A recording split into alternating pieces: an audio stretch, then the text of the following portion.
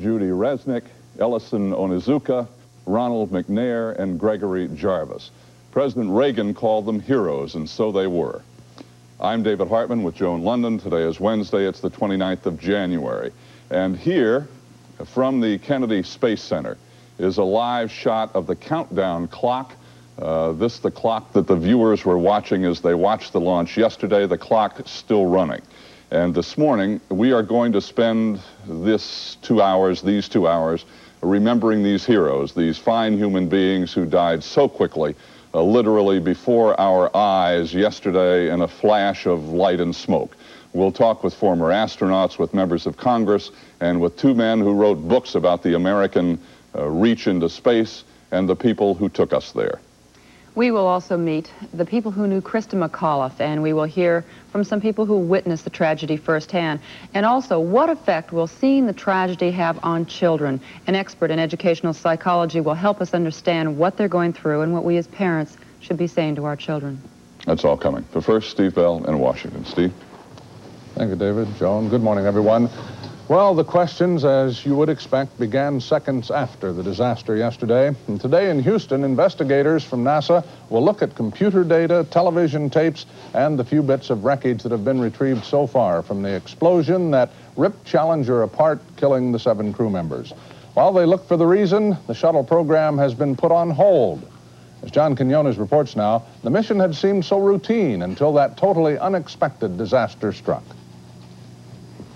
The flight of Challenger began as routinely as the 24 shuttle missions that preceded it, except for the spectators, a larger than usual crowd, including dozens of school children. Their attention focused on the star of this flight, New Hampshire school teacher Krista McAuliffe. Her mission, to conduct class in space. After a 2-hour delay due to ice on the launch pad and a faulty fire detector on board the shuttle, NASA control and the children counted down.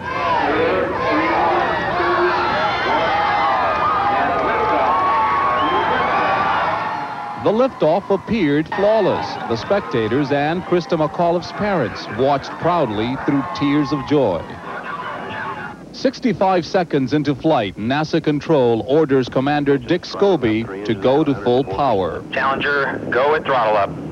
Challenger, go at throttle up. Those were the last words from Challenger.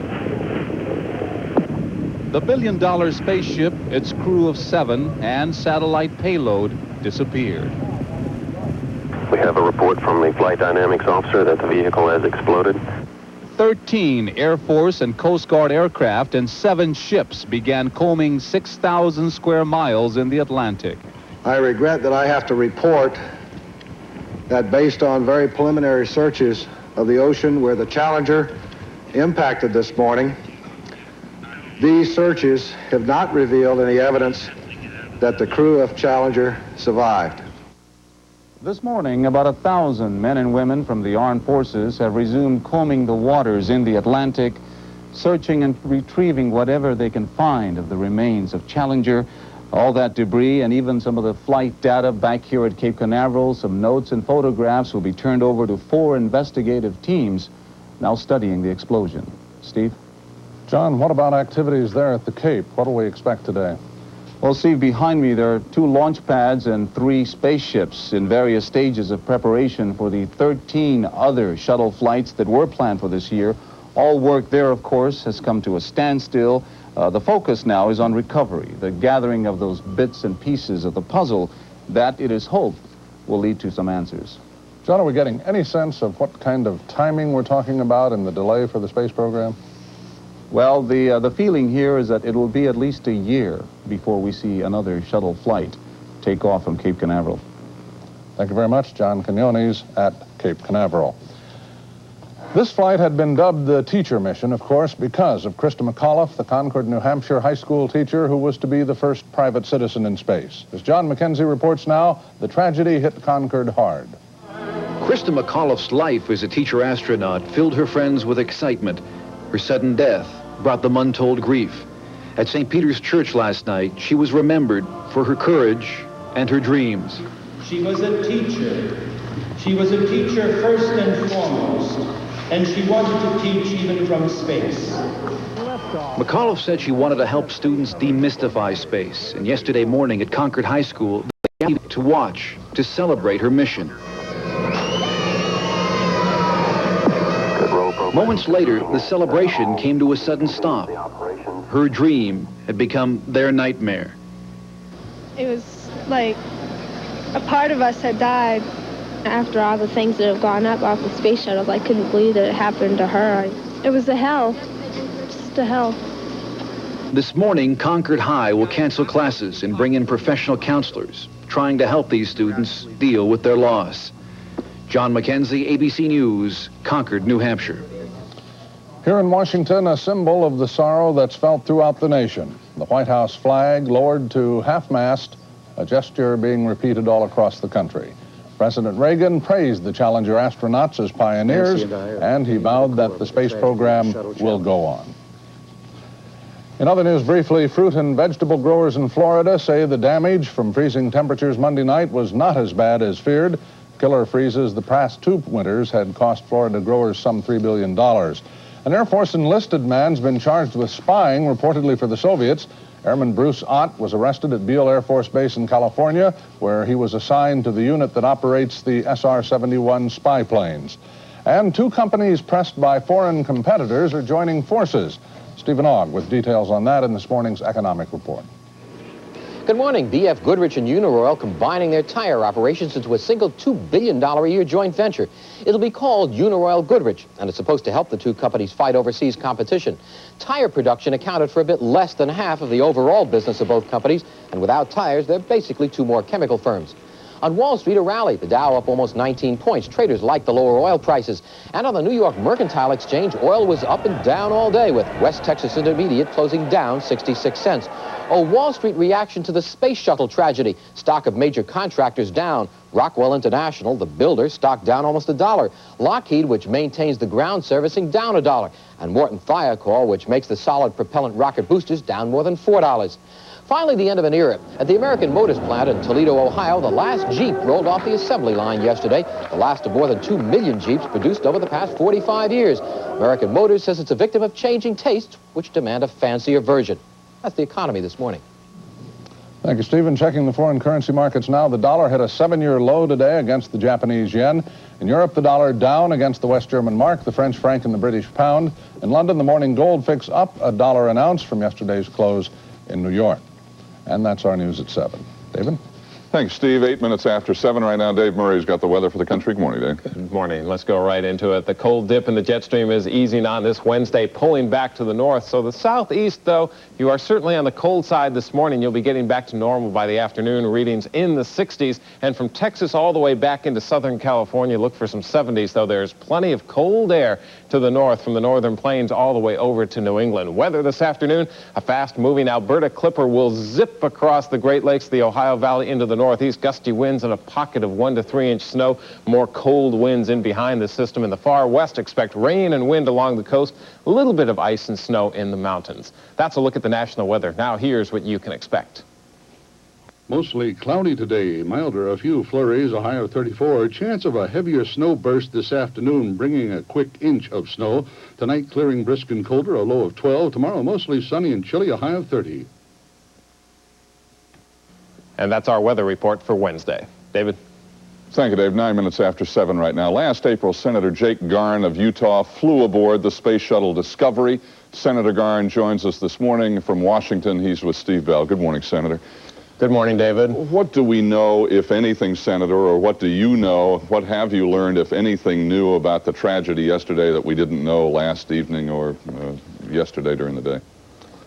David, last night, Senator John Glenn and I went down to the Cape with Vice President Bush to visit the families, and we did have a briefing there, but all they could tell us at that point was they had formed an interim committee, investigative team to start work, impounding all of the data, an intensive search of the ocean, and they would form within the next day or two an expanded committee, probably including outside experts to go along with NASA. And of course, there will be no more flying. It will be suspended until we determine exactly what the problem was and what we need to do to correct it before we proceed with the shuttle program. One of your great concerns has to be that, continuing the program and support for it. To what extent have other members of Congress indicated to you that their confidence has been shaken at all in the shuttle program? Yesterday, with most of my Senate colleagues that I talked to, there was support for continuing. And I think when they hear what John and I heard yesterday, Senator Glenn, when we walked into the room with the families at the crew quarters in Cape Canaveral, it was obviously difficult. You feel very inadequate is what you can say to these grieving family members. But Mrs. Scobie stood up and she said, Mr. Vice President and Senators, I think I speak for all of the family members here. We want the space program to continue. We don't want it slowed down. We don't want it stopped. And it was very touching and that they would express that. And I think everybody realizes, as tragic as this accident is, that we do need to continue our exploration of space. But we are going to hear the criticisms, and there's already word of 2 congressional investigations. Do you expect some of that back tone in what we're going to hear on the Hill? Oh, of course, Steve. And you've always got congressional investigations. You got publicity seekers. I think NASA and the outside experts that they bring in are far better qualified than a bunch of politicians to try and judge this sort of tragedy. How confident are you, from your knowledge of the program, that they will be able to pinpoint what happened? I think they will be, with all of the telemetering data that comes back, the expertise that they have, the quality of the people that they can draw on to look at this tragedy. I think they'll be able to determine exactly what took place. It'll take time, though, I'm sure. Senator, there's a headline in the New York newspaper this morning. The headline reads, quote, "Shuttle looks like a lemon," unquote. What's your reaction to that headline? Well, the New York Times has had a bias against manned space flight all along. It wasn't the Times, by the way, Senator. Go ahead. Oh, you mean somebody else besides the Times has joined it? It was the Daily News. Go No, ahead. I don't think so. I think you look at the history of any aviation development program and a lot of land-based programs, there have been problems. But it's worth the effort. There's no doubt about that in my mind. And when you look at the achievements, if you look at the 55 manned missions that have flown flawlessly without any loss of life, I think we need to look at the other side of the coin and the magnificent success of American technology. And I think this should not deter us. We should learn from it, but it should not deter us because of the vast amount of knowledge and the benefits that we gain here on Earth for all people all over this Earth as a result of the things we have learned from space research and development. Senator Garn, thank you. Joan? All right, David, right now it is 13 minutes after. It was last July that Krista McAuliffe learned that she was selected to become the first teacher chosen to go into space. And just a few days after that announcement, I spoke with her. Well, first of all, when I was growing up, Alan Shepard and making his first suborbital flight, it was a real exciting time. And I can remember my parents just getting very excited about it, and we would watch the TV. And I was always fascinated with space, kind of like the children looking at Superman and hoping that they could fly. You're not afraid at all? No, I'm not. When I was watching the movie, A Dream is Alive, which is about the shuttle, and we were watching the shuttle take off, and we were getting all excited. About the last thing that I really thought about was the safety of it. It's a safe program. Probably one of the good examples of that was at the last countdown, the computer shut down at 3 seconds because one of the secondary systems wasn't working, one of the backup systems. Now, as you were watching that, did you have sweaty palms? Thinking about it was so exciting to be in mission control. It was wonderful. Why you? I mean, 11,000 applicants. What do you think it is about you that stood out in their minds? That is probably one of the most difficult questions that I've been asked because I was down there with 9 other very excited, very enthusiastic teachers, good communicators, love their profession, and I was really thinking that NASA was going to have to put all our names in a hat and just pull one. Now, you all had to design a project, I think, yes, that you will complete aboard the shuttle. What was your project and why? Well, the project that I designed was to keep a journal or a diary on board the shuttle. The reason I picked it out was I'm not a science person. I teach social studies, so I didn't want to get into the science or math area. I wanted to do something that I was comfortable with. But I also wanted to kind of give students that link with the ordinary person as a part of history, and I felt through the diary I could do that. So you've had to get used to this incredible amount of media attention. I mean, you go from being a school teacher to being a national figure. How are you dealing with that? How is that? Well, right now it's a lot of fun. It's really helping me link up with my students because I don't see them right now. School's not in session. So this is my chance to tell them what I've been doing through the newspapers and through television, and I hope that they're able to get a piece of what's been happening. I'd love to go into the classroom right now and say, hey kids, guess what I've been doing the last 2 weeks? And the family's okay with this? You have a 5- and a 9-year-old. They're really excited. Are they? Scott understands. He's 9 years old, and he's really excited about it. He sees kind of the historical importance of it. Caroline's a little concerned that Mummy's going to be away for a while, but I'm sure Dad's she'll be jealous. fine. Dad would love to be in my shoes right now. He really would. Krista McAuliffe, she had a dream, and she followed it to the end, and her husband, Stephen, and her children, Scott and Caroline, should be very proud. We'll be back.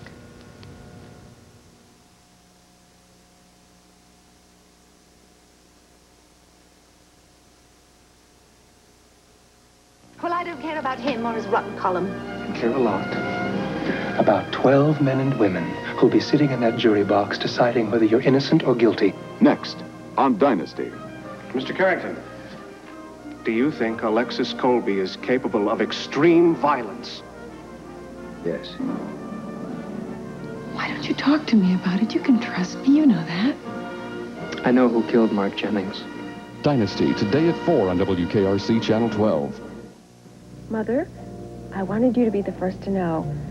I've decided to go ahead with it. Oh, I know it's a big step, but I think I'm ready.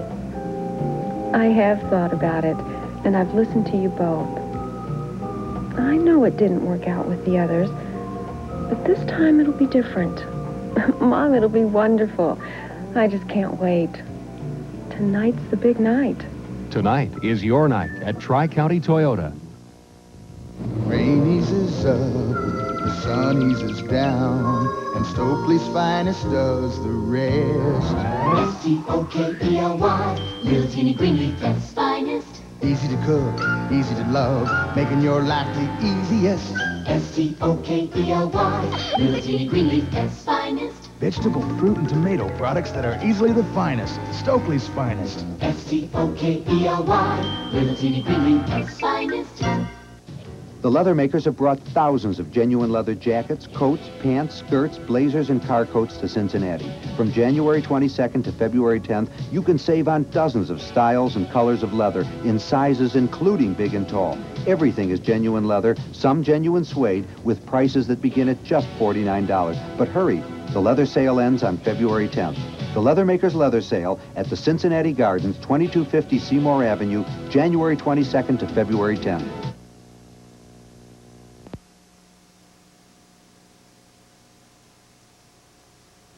7:18 right now. Congressman Bill Nelson represents the Florida district that includes the Kennedy Space Center in Cape Canaveral. He's also the chairman of the House subcommittee that's responsible for NASA's funding and operation.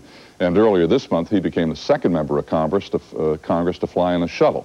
I spoke with him just a few minutes ago this morning. I started by asking him how, if at all, yesterday's tragedy has caused him to think any differently about the shuttle program. It hasn't caused me to conclude any differently about America's shuttle. We'll find the problem, we'll fix it, and we'll go on. America needs her capability of getting into space. We've got to have assured access to space. In your capacity overseeing for your subcommittee the NASA budget, how might this disaster affect the public perception and therefore have an effect on the budget for the program you're talking about? There's always a possibility, David, but I don't think it's going to happen. During national tragedy, the people come together. And I think that's what's happening right now all over this nation. I think the people also recognize the necessity of a vigorous American space program.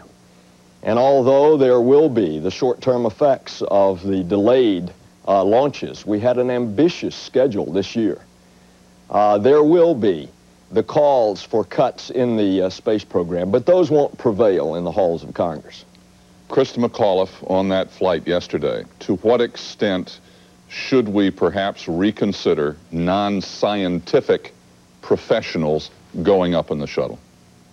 Well, I don't think we should. We have a unique transportation system that allows us to go to and from space with large crews that gives us the capability of doing things that nobody has been able to do in space, manufacturing wonder drugs in the future. And America as a whole, citizens, ought to have the opportunity to share in that experience, and they can. The environment is the kind of environment that easily a citizen such as Krista would thoroughly enjoy and be comfortable in, and there's no reason why we shouldn't have citizens in the future. But first, we've got to fix the problem, whatever that problem is. Congressman, thank you.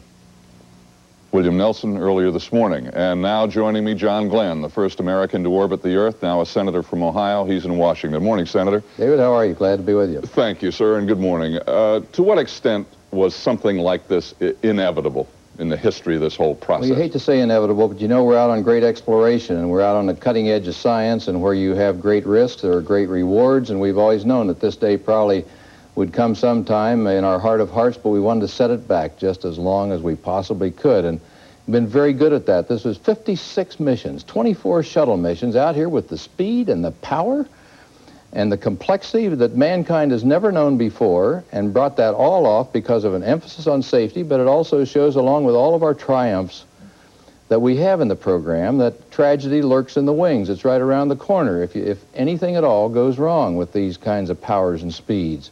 And yesterday it caught up with us. I was recalling what happened the day before yesterday, back in 1967, when Gus, Roger, Ed were in the launch pad fire there, and of course lost them, and that was a tragedy then. We fell back a little bit, regrouped, went ahead, and that's exactly what will happen now. That's exploration. As I heard someone say this morning, Columbus lost a ship, and that goes a long ways back, but that didn't stop exploration and the advancement of science and research. The critics are going to jump on this and say the manned program should get less attention. Let's go to the unmanned programs and move in that direction. What'll your reaction be? The negativists and the naysayers are always around there with us, but I look at this as space is a laboratory. Man can go into a laboratory and work there better than he ever could by working outside the laboratory by remote control. And wherever we ever learn to fly, we'll always be preceding our manned efforts with the unmanned to go out and learn those things out ahead of us. But we'll go on, and there will be exploration, and this great new frontier of space. We're just in the embryonic stage of looking into this. And occasionally, unfortunately, we overextend our grasp just a little bit maybe, and there's a tragedy. But that doesn't stop us. Senator Glenn, thank you. Thank you, David. And we'll be back in just a moment. Hi, I'm Phil Andriott, owner of Blinds Direct, the factory outlet that promises you the lowest prices on quality, custom-made aluminum mini blinds. My promise assures you that we will beat anyone else's prices because we offer factory direct savings. We're in control of the factory, so you can have your custom-made blinds in 3 to 10 days. Blinds Direct also offers a complete selection of vertical blinds, wood minis, and pleated shades. Blinds Direct, the window treatment outlet with factory direct pricing. Now with 2 locations, Newport and Cherry Grove Shopping Center. The shortest month has the biggest savings at Globe Gallery's fabulous February furniture sale. Save 25 to 50% store-wide. 25 to 50% on all gallery furniture by Thomasville, Broy Hill, and Pennsylvania House. 25 to 50% on sofas, love seats, dinettes, carpeting, and more. And now all gallery furniture has Globe's exclusive 20-year warranty, plus the guaranteed lowest prices. Now at Globe Gallery's fabulous February furniture sale. Hurry. The drama and excitement of the Olympic Winter Games, captured by the Royal Canadian Mint. The sterling silver proof set, official coins of the Calgary 1988 Olympic Winter Games. 10 exquisite coins for 10 breathtaking events, each 1 full ounce of pure silver. Legal tender, $20 Canadian currency, with rare edge lettering, brilliant backgrounds, and frosted designs. Call today and get 2 new coins every 6 months, now priced at $56 a pair. Pay as you go, or lock in the current price by paying for the complete set now. Buy all 10 coins and get free this velvet case and certificate of authenticity. Only 350,000 sets are available worldwide. So call 1-800-538-0800 now. Capture your part of history before it's gone. This Eyewitness 12 News Brief is brought to you by Kerry Ford and Subaru. Good morning, 7:25 on a Wednesday, January 29th. I'm Kit Andrews. No school today for students in the Williamstown Independent System. The flu is the cause. Classes resume tomorrow. The rest of you students up and at 'em and face another cold morning, though not quite so cold as it has been. No, not really. It's currently 23 degrees in our area, so that's not all bad. Our overnight low was 19. Right now, the winds are rather mild. Out of the southeast at 7 miles an hour. No precipitation since midnight. All right, let's close in on the satellite picture just a little bit. There's a low-pressure system over Illinois right now with a warm front dangling down just to our south. That's all moving to the southeast. Now, there's a chance we're going to see a little bit of flurry activity this morning, and maybe this afternoon, an accumulation from a quick burst of snow of about an inch. Okay, forecast reads like this: mostly cloudy, milder, a few flurries, a high of 34. Tonight, clearing, brisk, and colder, a low of 12. But tomorrow, mostly sunny, brisk, but chilly, 30 degrees. Okay. Thanks, Glenn. In the tri-state and in the nation, flags are flying at half-staff in honor of the 7 lost crew members of the Space Shuttle Challenger. When your children go to school this morning, they'll probably discuss the tragedy they saw on national television yesterday. Area educators say it's important for children to come to grips with their fears in a crisis situation like this one, especially because a teacher was involved. Ohio Senator John Glenn reminds us the shuttle program has been amazingly successful up to now, that the possibility of death is always present in space, but we must not forget the triumphs or the tragedies. Harsh words were exchanged last night between Colerain Township residents and trustees, but the meeting did produce some positive results: the rehiring of 4 police officers. Last week, township trustees abolished the police department in a move to balance the budget. Residents became outraged and said their community was now open for crime, but trustees made a compromise move last night by reinstating 4 officers, at least for the time being. 2 Woodlawn families were left homeless overnight after the fire swept through their homes. Fire first broke out at 9:30 last night on Marion Road. Officials say no one was injured, but the home suffered heavy damage. Fire also broke out early this morning at the home of Letta White and her 6 children. White was apparently trying to light an oil tank in her basement when the fire started. That family also escaped without injury. If there are any major problems on tri-state roads you need to know about, Nancy McCormick can fill you in from the 55 KRC Traffic Bird. Hi, Nancy. Hello, Kit. Right now there's a nasty car wreck in Madera. It's on DeMar Road in the bend near Camargo, and there's at least 1 person hurt. DeMar is blocked. Montgomery Road and Elm in Norwood, there's a car wreck with an injury. No headaches on I-471. Eastbound 74 is a slow go from Montana to I-75. The traffic lights are out at Finley and Central. And in the 5300 block of Hamilton Avenue at the Twin Towers, there is a report of a fire and a person burned. Listen to 55 KRC mornings and afternoons for the latest traffic information. And for Eyewitness 12 News, I'm Nancy McCormick in the 55 KRC Traffic Bird. Thanks, Nancy. The smoking ban stays on hold. Details after this. Kerry Ford Subaru is Cincinnati's largest Subaru dealer. Why? Because at Kerry Subaru, we have the largest selection of the bold, new, exciting Subarus. All types and models, including models with on-demand 4-wheel drive. And for a limited time, you could drive a new Subaru 4-door sedan for as low as $129 down and $129 per month. Come in today and find out for yourself why Kerry Ford Subaru is Cincinnati's discount dealer for Subarus. We're open nightly and Sundays. Kerry Ford Subaru, buy for less. Supporters of the anti-smoking ordinance say the city has had enough time to learn about the new law and they want action. At last night's Board of Health meeting, members were expected to discuss possible changes in the ordinance, but they decided to turn over the issue to an executive committee before holding any public discussion. City Council has asked the board to consider easing guidelines in the new law. Finally, let's check our current temperature with Glenn. 23 degrees. We're on our way to 34 degrees, Kit, but there's a little bit of chance of a snow flurry activity this morning and maybe a little accumulation this afternoon. Okay, we should remind folks that North College Hill High School is on a 1-hour delay, we just learned, due to an electrical problem, and that includes grades 7 through 12. Good morning. News Brief has been brought to you by Kerry Ford and Subaru, Cincinnati's discount dealer. On the next Benson, Krause has a nightmare. I think someone is trying to kill me. What? It's my dream. It's my dream, too, but it's not like it. And the governor doesn't trust Katie.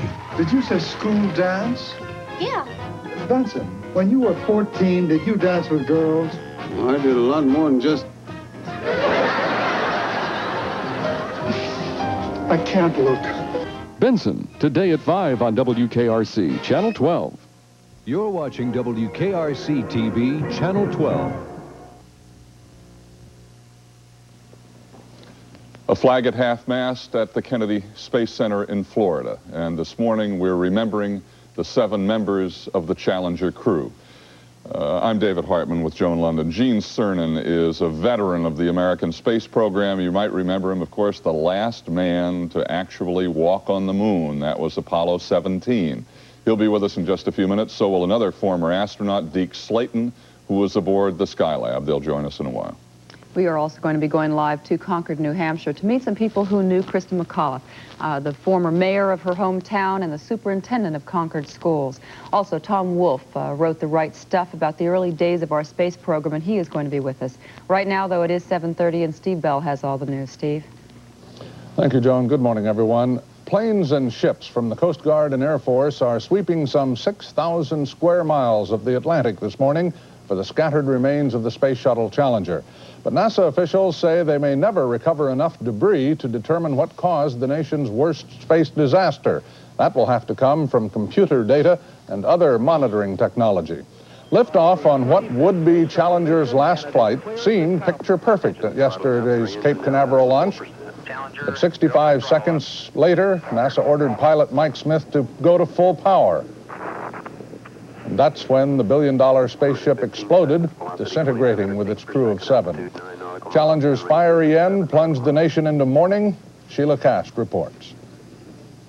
From the Oval Office, President Reagan faced the cameras to extend the nation's sympathy to the families of the shuttle's crew. We've never had a tragedy like this. And perhaps we've forgotten the courage it took for the crew of the shuttle. But they, the Challenger 7, were aware of the dangers, but overcame them and did their jobs brilliantly.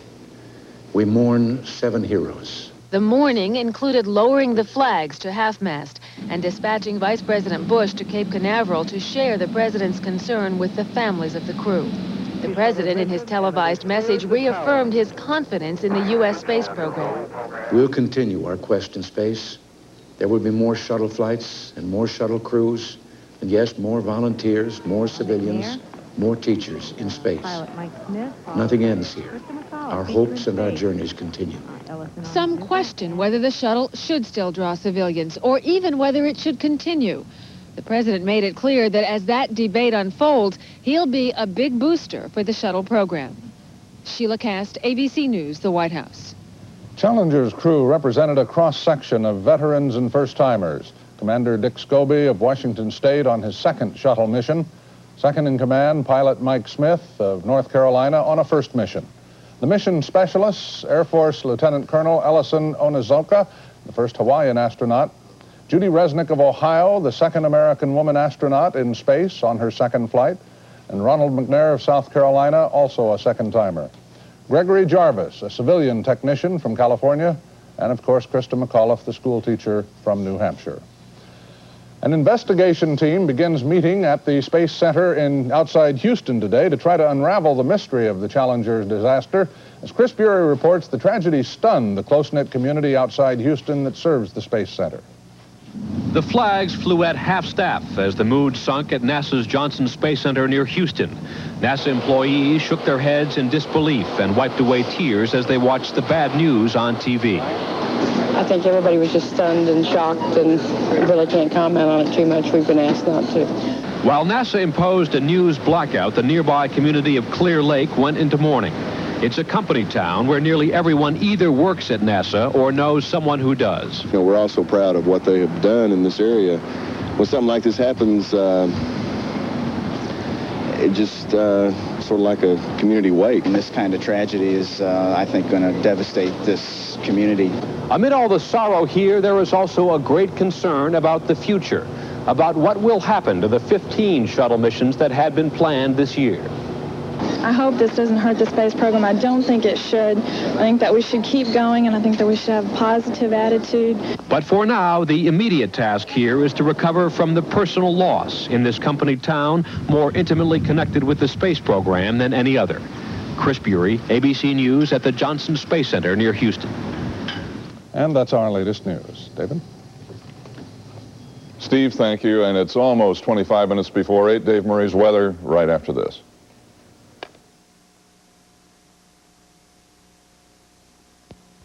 State Farm is there when women need life insurance Whether she brings home a paycheck or works full-time at home, nobody does more for a family than a mother does.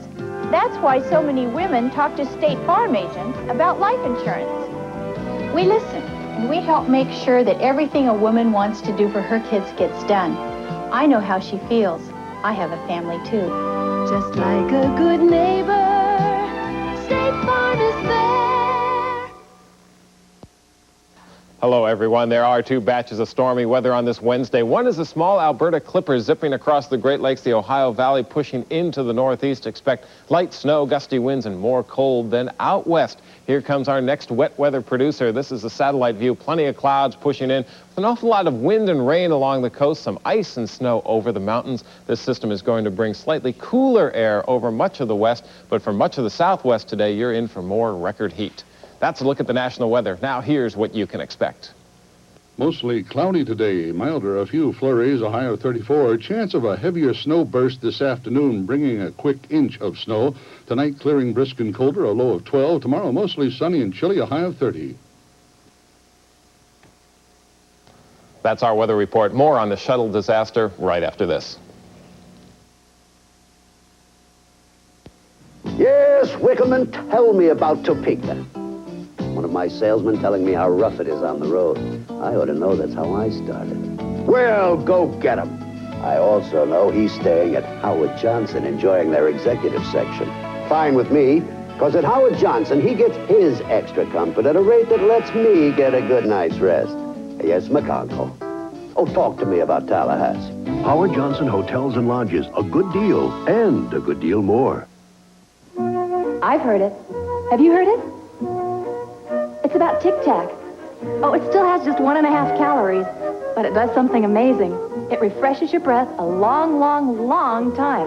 Believe it or not, one little Tic Tac will actually refresh your breath for 1.5 hours. Imagine, a whole 1.5 hours. You know something? Tic Tac refreshes you so long, maybe they should call it Tic Toc. Tic Tac, the 1.5 hour, 1.5 calorie breath mint. When it comes to taste, you go for the most. That's why once you try it, you'll go for lean cuisine again and again. Why waste your time on imitations? If you want the kind of taste that makes you forget an entree is under 300 calories, there's only one. Lean cuisine. Go for it. Only lean cuisine. Tastes like lean cuisine. This is a professional athlete. To help him convert his food to energy, he adds a multivitamin to his diet. Meet Theragran M with extra B-complex vitamins, energy releasers. Theragran M gives you this much of them, Centrum this much. Again, Theragran M, Centrum. Theragran M has more energy releasers. We know you're not a professional athlete, but we'll bet there are times when your busy life makes you feel like one. So remember the key vitamins and minerals in Theragran M with energy releasers. It is now 38 after. As you know, Krista McAuliffe was a high school teacher in Concord, New Hampshire. Mark Beauvais, the superintendent of schools for Concord, was at the launch yesterday along with a group of third grade students, Scott McAuliffe's class, in fact. And Mark Beauvais joins us this morning from Krista McAuliffe's classroom at Concord High School, along with David Koyman and his 11-year-old daughter, Meredith. Mr. Koyman was mayor of Concord when Krista McAuliffe was chosen for the Space Shuttle program, and we welcome you all this morning. Thank you. Mr. Beauvais, you were there with, I think, 18 members of Scott's class, third grade class there at the launch. At what point did the children realize that something was wrong, and how did they react? At the point on the microphone system that the NASA official indicated that there was an explosion, that, however, was a point after which NASA people had started emptying the stands and asking people to please return to their buses. So the students heard the word explosion. They got onto their bus. In the meantime, some people were crying, adults that is, not students, and that did affect the students. Some of the students started to cry. I'd say no more than 3, however, burst out in tears or started to cry. Those students then proceeded onto their bus. They talked. Some of the students had their own parents with them. The school principal was there, teacher was there, etc. My family and I got on the bus and we sat with students. We didn't know at that time, however, and I think it's important for your viewers to remember that those of us who were there did not really know what happened. We did not understand what happened. We couldn't say to the children, Mrs. McAuliffe was killed. We didn't know that. We didn't know if the orbiter blew free and would parachute down. We didn't know. At that point in time, until some 3 hours later, we didn't know what happened.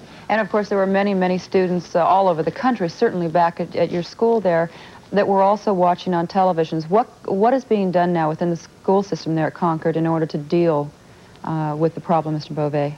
We're using our own staff of psychologists and counselors. However, this community has an outpouring of volunteers who have indicating a willingness to serve any of the needs the students have. That started yesterday and will continue until it is no longer necessary.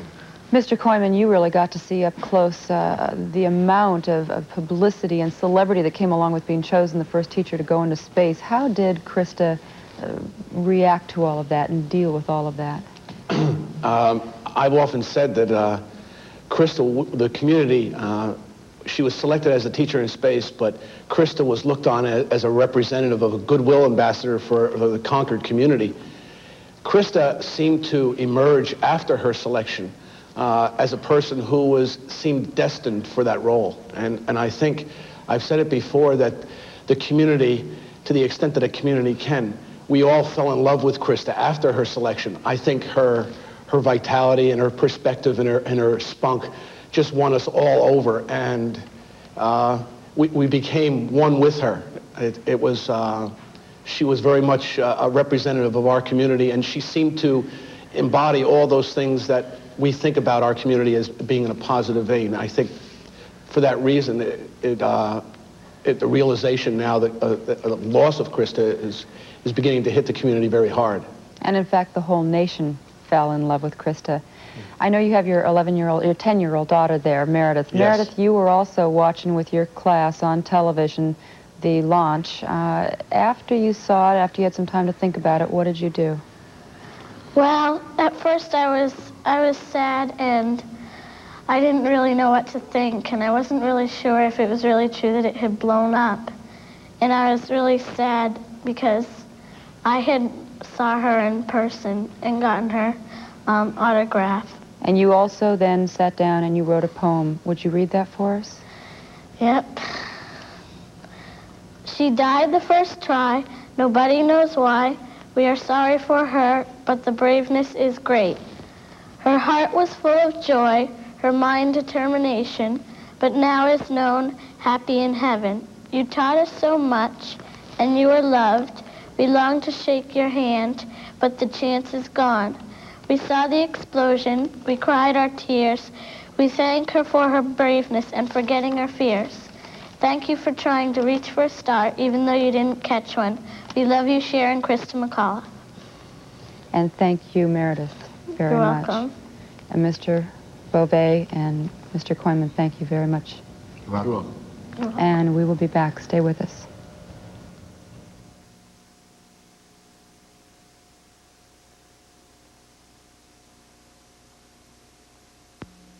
Welcome to my morning. Welcome to my day.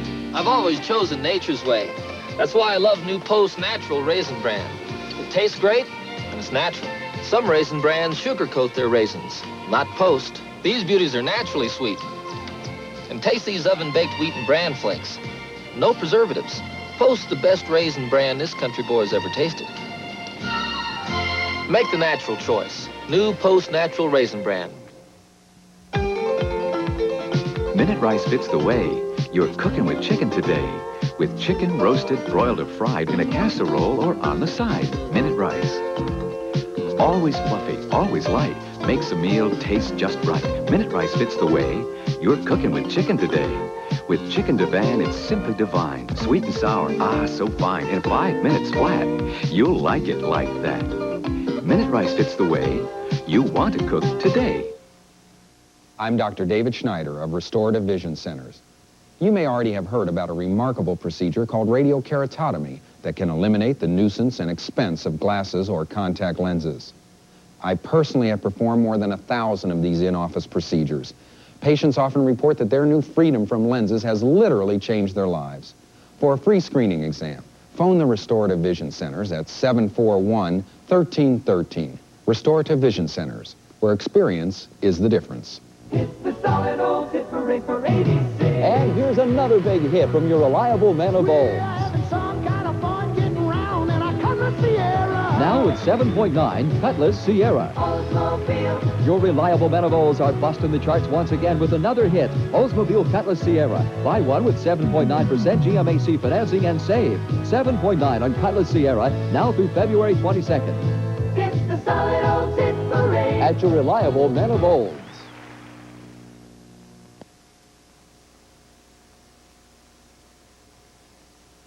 It's 7:45 right now. We're going to talk now with two veterans of our space program. Deke Slayton, one of the original American astronauts. He later became of the Space Shuttle test flight program.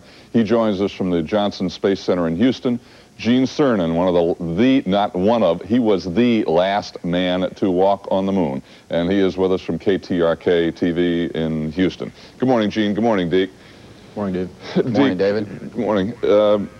Deke, when your good friends, Ed White, Gus Grissom, Roger Chaffee died, how do close friends like that, how do you and others who are close to astronauts who die in that way, how do you go on? How do you go forward?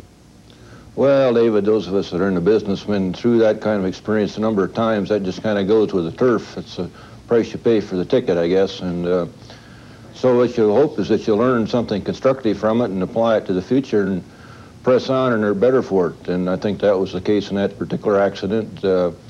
We came up with a number of new materials that are benefiting people in a whole lot of other areas now, airplane travel and so forth. And of course, we had a very successful lunar program from that point on.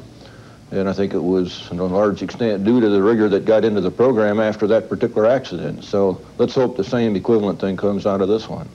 Gene, with all the time we have spent talking about the safety and the precautions, and we look at the computerization, the technology, and how much care is taken, and then we see what happened yesterday with apparently no indication. We haven't seen any indication yet today of that something was amiss ahead of time. How can it happen? Well, David, you know, we've had a tremendous success record we've become accustomed to over the last 25 years, but I don't think there's any of us, including Deke over there, who hadn't thought when his time came that was possible. It's not the kind of thing you talk about at home with your family or friends or even with your colleagues. You train for those emergencies you can handle. You don't worry. You don't train to die. You don't plan on it. But it's something you've got to acknowledge that can happen, and you accept that and you press on. You ask Deke a minute ago, what do you do after a disaster? You learn from history. You can't change what happened yesterday, but certainly you learn from it and try and do a better job tomorrow. Gene, what happens now? An investigation, the program is grounded for the time being. Major investigations will go forward. Let's go down the road a little bit and think, well, what happens if they don't absolutely figure out what happened, why exactly it happened? What happens? Do you then say, well, we've got to go forward anyway? How do they do it? Well, you know, I'm sure the answers will not come easy or quick. We look for quick success in this country of ours, particularly in a program like this, and we look for quick answers. We've been looking at them from the moment it happened yesterday. I don't believe those answers are going to come very quick. The easy way out would be to find a nut or a bolt or something that broke, know that was it, fix it, and press on and be on our way in a month or two. It probably won't happen that way. We may have to fix a lot of things, sort of witch hunt, if you will, shotgun, as Deke said yesterday, the problem, and fix a lot of things we think may have been the problem, hoping indeed that one of them was, and yet then press on when we know we've got a sure and a safe vehicle in which a problem like this not only will not but cannot happen again. Deke, we keep hearing about the controversy or the debate about manned versus unmanned space programs. How concerned are you, as somebody who has, spent much of your adult life involved with the manned flying programs of one kind or another, that this might throw more focus on the unmanned and take focus away from the manned program? Well, most of the rhetoric I've heard on that subject, I think, is ill-founded to begin with. All programs are manned programs. The only difference is how close are you to the source of the data. And the last Uranus flyby we saw was obviously controlled by man, and all the data was processed by man. So to me, it's a kind of a false argument. The only issue is where do you do the job best? And they're complementary, they're supplementary, and I think in all future programs you look at them exactly that way. How do you best get the job done? And that's the way you do it. Man lends so much being on the scene in some cases that it's ridiculous to consider not having him there. On the other hand, there are cases where it doesn't make a lot of sense, and when it doesn't, don't use them. Deke and Gene, thank you both for joining us this morning. Thank you, David. Thank you, David. We'll be back in a moment with Tom Wolfe.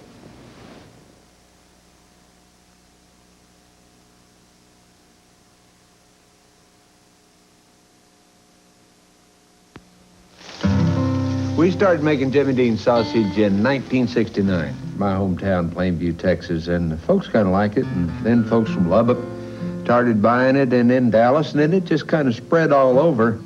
And today, Jimmy Dean sausage is the #1 selling breakfast sausage in these United States. And quality brought us, and we're going to stay with that. And we thank you for making it #1. Jimmy Dean sausage, taste America's favorite. What's the problem, Orion? My sinuses are under attack, Sarge. What do you need for sinus pain? Sign off, sign off. What do you need to breathe again? Sign off, sign off. What gives relief you can't surpass? Sign off, sign off. What stops the pressure really fast? Sign off, sign off. That works fast. For effective relief of sinus pain, pressure, and congestion. Sound off for sign off. Sign off. Don't come too close. I have a bad cough and a cold. No one appreciates the way Mom takes care of everyone until Mom gets sick. What do we do now? Mom always takes care of us. That's when the person who doctors the family turns to Robitussin, because more doctors and pharmacists recommend Robitussin than any other cough medicine. Feeling better, Mom? I was. Robitussin, recommended by more doctors, pharmacists, and Dr. Mom. We've got the shape you want to be in. Your Lincoln Mercury dealers announce 7.9 annual percentage rate financing. An attractive figure to get your budget into shape now. 7.9% financing on manual transmission Mercury Lynx, on the sleek Mercury Topaz, on the V6 Mercury Cougar, plus 7.9% financing on the 1985 Merkur XR4 Ti. At this rate, you've got a great way to get into shape. We've got the shape. We've got the shape you want to be in.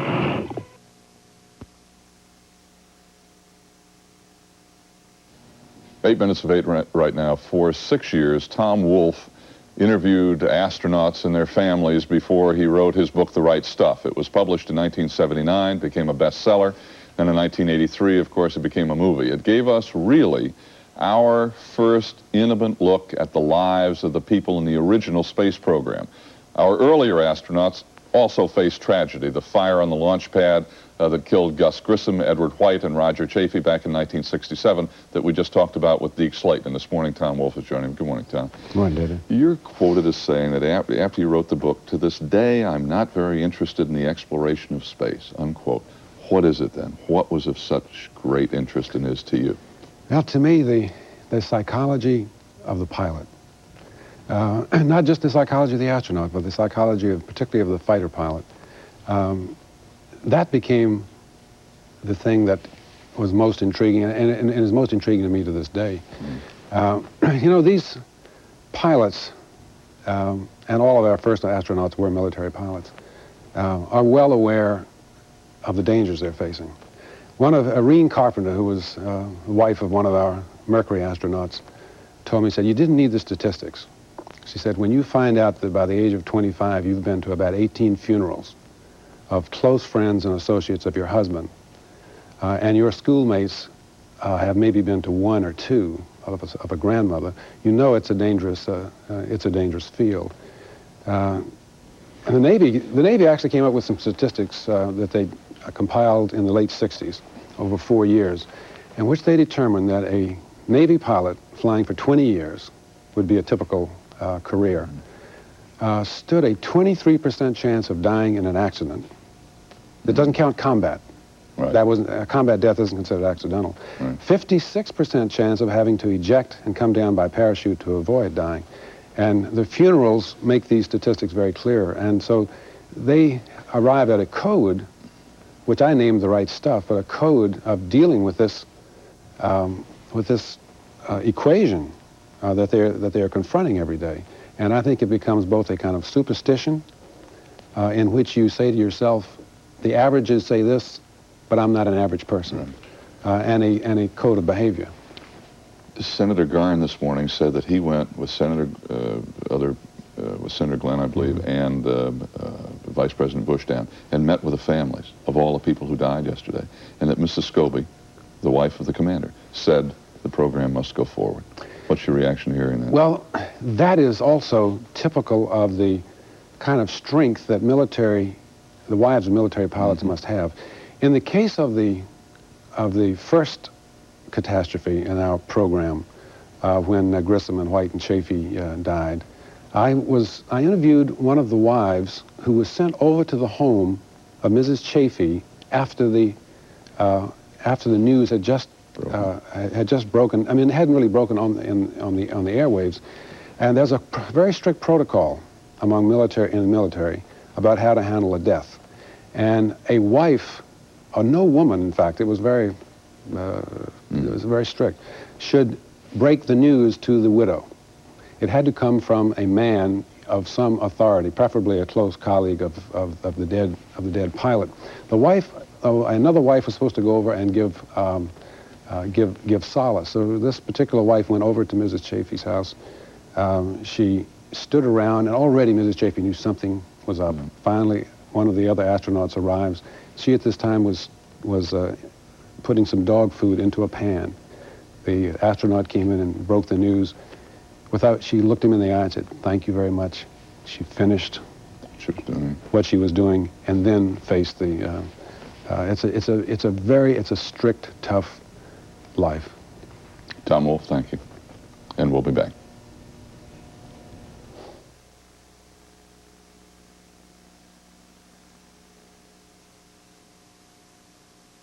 Revlon introduces the most fabulous new nail enamel in 25 years.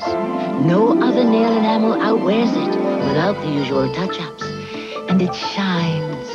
Oh, how it shines. No other nail enamel outcolors it. So now you can fuss over which color instead of fussing over touch-ups. And that's more fun. New Revlon nail enamel. The difference between looking good and looking great. Big boy's got what it takes. Full tilt, all out, whole wheat flakes. Nothing halfway, nothing sweet. Just a great big crunch of good whole wheat. Yeah, hey, banana, move aside. These big flakes got nothing to hide. Wheaties, good whole wheat. Now go tell your mama what the big boys eat. In our next hour, more on yesterday's space shuttle tragedy. Our thoughts and prayers are with the astronauts, their families, colleagues, friends, and students. And we'll be back in a moment.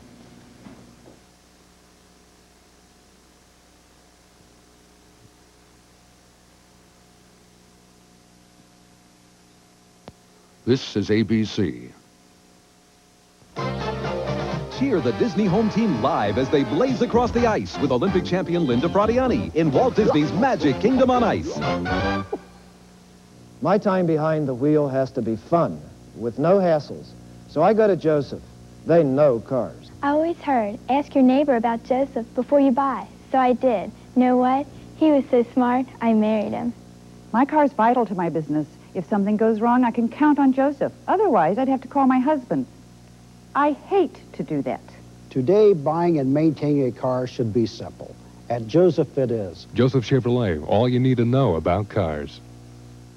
What makes a Thriftway Day? Neighborhood convenience, so you won't need a map. Pork. You can go hog wild about. Fruits and vegetables that are garden fresh. And Thriftway Best Buy specials. Thriftway extra large eggs are just 59 cents a dozen, and Thriftway large 20-ounce white bread is just 25 cents a loaf. Best Buy price the Thriftway way. Make it a Thriftway Day today. Shop and save the Thriftway way. Have yourself a Thriftway Day. The Price is Right, tonight at 7:30. Kennedy Space Center in Florida, the flag at half-mast.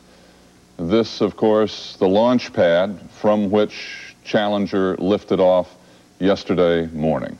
And like the rest of the people in our country, in fact, people around the world are joining us as we spend this morning remembering 7 heroes: Francis Dick Scobie, Michael Smith, Judy Resnick, Gregory Jarvis, Ronald McNair, Ellison Onizuka, and the woman who would have been our first teacher in space, Christa McAuliffe.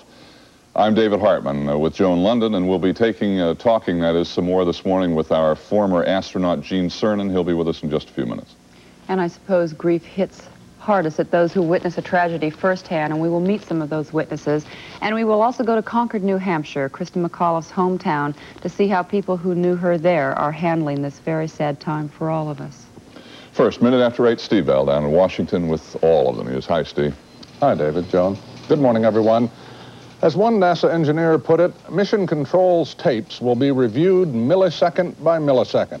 Several teams already have begun investigating what caused the horrifying explosion of the Space Shuttle Challenger that killed all 7 crew members. Some of Challenger's debris has been recovered, and ships and planes are combing the Atlantic for still more clues. But the final determination's expected to depend primarily on that technical data now being analyzed in Houston. Al Dale looks back now at yesterday's launch and its tragic aftermath. This was the 4th try for the 25th shuttle mission, but spirits were high as the 7 crew members, including schoolteacher Christa McAuliffe, went to the launch pad and prepared for liftoff. The countdown went smoothly. We have main engine start, 4, 3, 2, 1, and liftoff. Liftoff was picture perfect for the first minute. Family members, including the parents of the first teacher on a shuttle mission, looked skyward as Challenger soared towards space.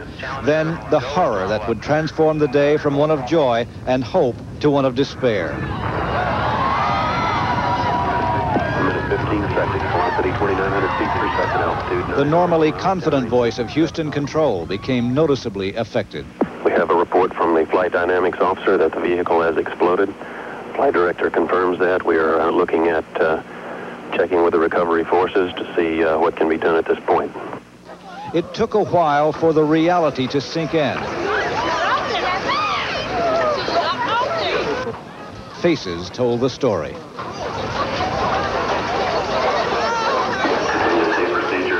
Vice President Bush arrived at the Cape, accompanied by 2 senator astronauts. The President and I and the entire nation join in mourning the 7 splendid men and women who now rest in God's arms. As one of the people who's been here all day with some of the families that told us coming in a few moments ago when he was talking to the families earlier, several of them said to him, "Don't let this slow the program down." And here you see this morning from the Cape, ships going out into the area where the shuttle went off yesterday, searching. That report from correspondent Al Dale at Cape Canaveral this morning.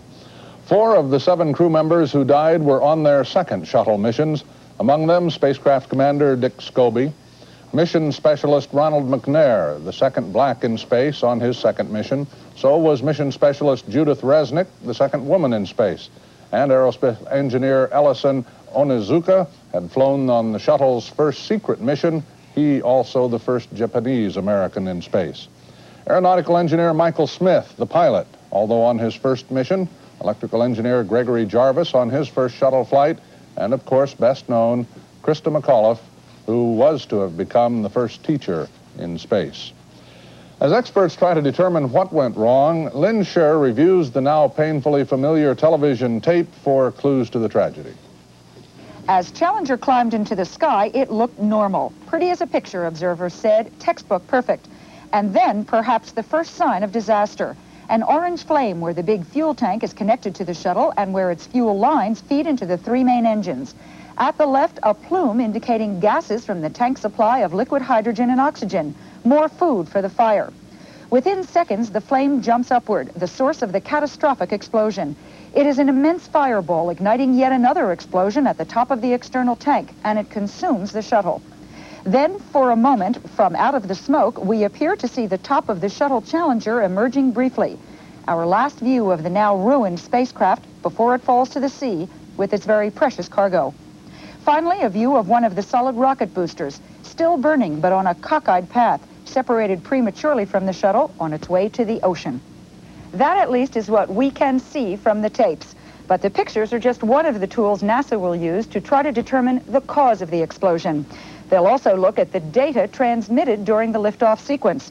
They'll examine the bits and pieces of material retrieved from the ocean. And they can only hope that all of those sources will, in fact, lead to the answer. How did it happen? Lynn Scher, ABC News, Los Angeles. President Reagan called the death of the 7 crew members a national loss. And in Krista McAuliffe's hometown of Concord, New Hampshire, friends and relatives gathered last night to say goodbye. McAuliffe's student said her death had made them feel as if a part of them had died. This morning, Concord High School has canceled classes so that professional counselors can talk to students about their loss. John McKenzie standing by in Concord this morning. John? Steve, I think it was difficult for any of us to watch what happened yesterday, to see the spacecraft and the 7 people on board blow apart. There are many questions to be answered, but among them, what impact the sight of that will have on the children who are watching it live on television, and in particular, the school children here at Concord High School. Krista McAuliffe taught here for 3 years, taught economics and history and law. She made the children here such an important part of her life. They were involved in virtually everything she did. She got into the space program in large part for them. She said she wanted to demystify space. And last night, Governor John Sununu said he hoped what would happen yesterday and the sight of it will not traumatize these students. What about the help that they're going to get today? Just exactly what's being done? Well, the classes are canceled here today, but the doors will remain open to allow the students and the teachers to continue to grieve together if they wish.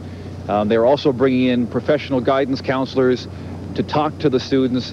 They say it's important at this stage that the students feel free to articulate their fears, to ask questions, even though no one has any answers. John McKenzie in Concord, thank you very much.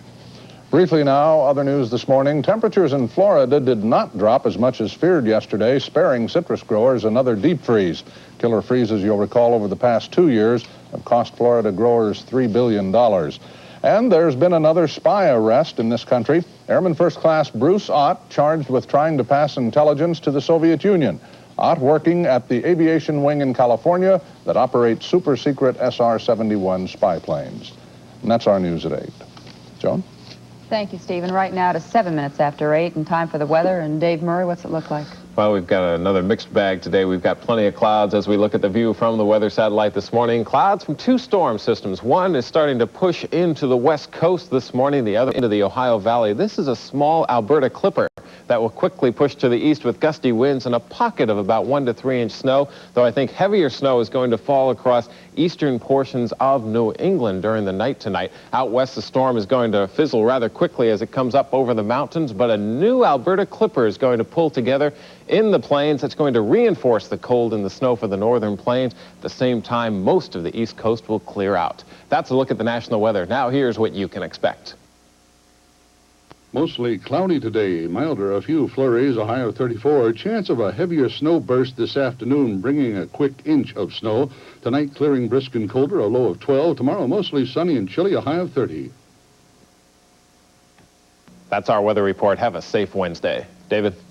Thank you, Dave. 9 minutes after 8 right now. Gene Cernan, longtime astronaut, many exciting missions into space. He was the last American, the last person to be on the moon back in 1972, and he's helping us look at yesterday's shuttle disaster this morning. He's at KTRK in Houston. Hi, Gene.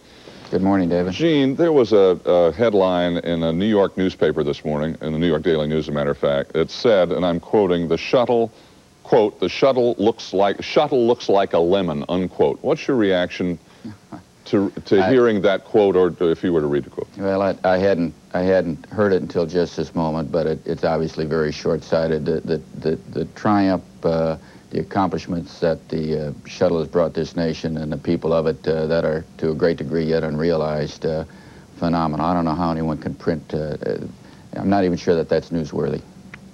Gene, there seem to have been a lot of contradictory messages being sent by the media, by industry, by NASA, by everybody involved who participates in all this. On one hand, that, you know, the launches, it's become routine, we're used to the great success, to the fact that, you know, we were not even covering these anymore. On the other hand, the critics saying they can't keep on the schedule, you know, they can't seem to make this thing come up to expectations as they had hoped. How do you view all these messages coming at the public? What are they to make of all of this? Well, unfortunately, I think a lot of people tend to use a situation like this as a platform to be heard, to air some of their own thoughts and considerations and some of their own, perhaps, special interest. The history of the shuttle program, the history of the entire space program has been very well thought out. It's been fraught with disaster to some degree, where we've lost lives in the past. You know, you pay as you go to generate a program that has brought this country and this nation, the world for that matter, as much as the development and exploration of space has. You've got to be willing to pay the price as you go. That's going to continue to be the case. The shuttle is not yet an airliner. Even airliners today have been flying for 50, 60, 70 years, do have their problems. What does the word routine mean? Does it mean we go up without concern or without cause? No, I don't think that'll ever be the case. Realistically, Gene, when do you think another shuttle might fly? I know you don't know, nobody knows, but give us an idea. Well, David, it's certainly safe to say I think it's going to be at least a full year, maybe as much as 2. This problem will be thought out very thoroughly. I know the manner in which NASA acts. I know the people that are back there. We'll put 3, 4, 5, 7 men again and again and again on a shuttle as we go into the turn of the century. We'll look back at this as a major milestone in allowing us to do that. You know, David, I've thought a lot about this and been able to reflect a great deal in the last 24 hours. And you and I have talked about it. We are a generation that has inherited space. We've inherited the opportunities and the challenges that go with it. And we must be willing to pay the price for those opportunities. We have in the past, and I happen to firmly believe that this nation is ready and has enough resolve to do so in the future. As sad as it is. As sad as it might be. Gene, thank you. And we'll be back in just a moment, 12 after.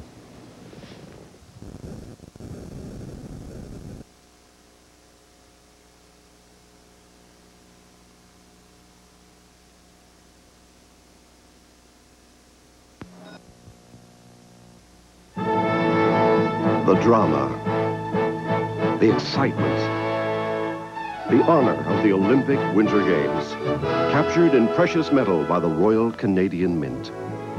The sterling silver proof set, official coins of the Calgary 1988 Olympic Winter Games.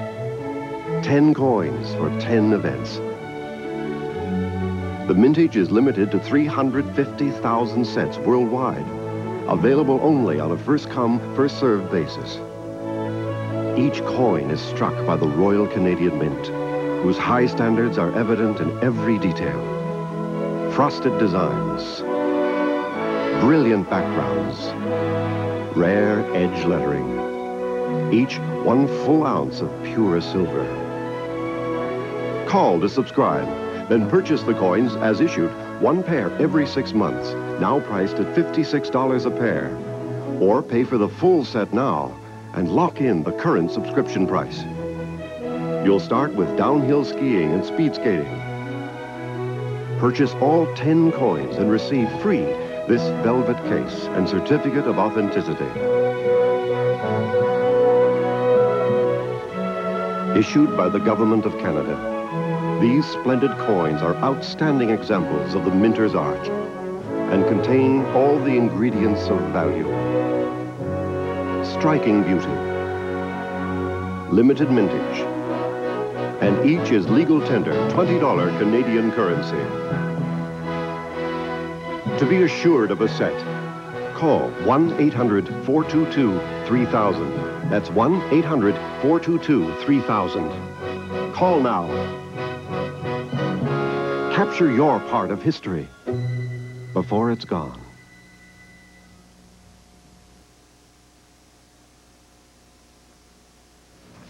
It is now 14 minutes after, and with us now in Concord, New Hampshire is Marilyn Monahan, an eyewitness to yesterday's space shuttle tragedy.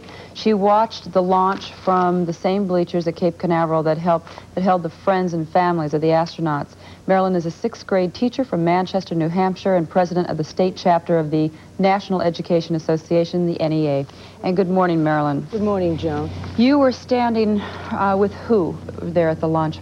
I was standing with a number of teachers that were down from New Hampshire, right next to all of the teachers that were the finalists throughout the country to my right, and to the left were the third grade students that were down to witness this launch.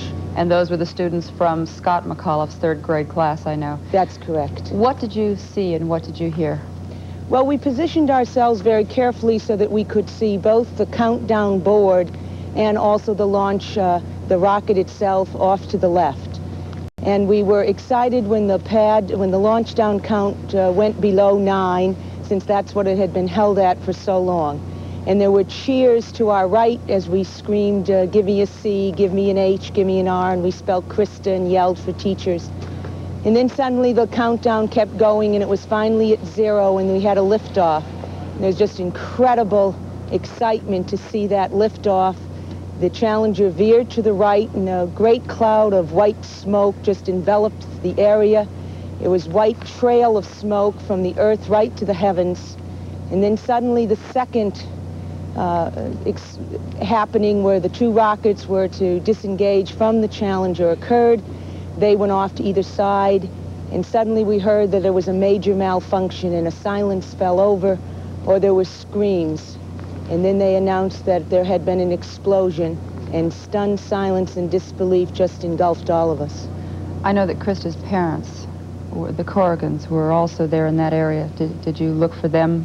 I did, because I had just been speaking to them about 15 minutes before the countdown resumed, and I saw where they were and had been talking with them, as I said before, and they're just such warm couple that you felt you had known them all your life. And so I looked for them, and I looked for the children in just hopes to make sure everyone was in some way attempting to grapple with this. What message do you think that the teachers who were there yesterday with you will be taking back into their classrooms today to help the children deal, and just the message about the space program? Well, undoubtedly there was sorrow in every classroom in America yesterday, and certainly in the homes of all the teachers across this land. And I think they will be there today, as they were yesterday, trying to help the youngsters understand that sometimes in the midst of a beautiful dream, we have to deal with horrible nightmares. And they'll talk to them with it, and they'll hope, and they'll bring the message of Krista, of Reach for the Stars, that she signed so often in autographs in this state. And I think they'll work with the youngsters in whatever way they can to help them try to understand this, although even to adults, it seems almost incomprehensible. And I know you're standing there in front of the school this morning where all of that is going to be going on, and where counselors are being brought in to help the children deal with their grief and their shock. We thank you for joining us this morning. Thank you.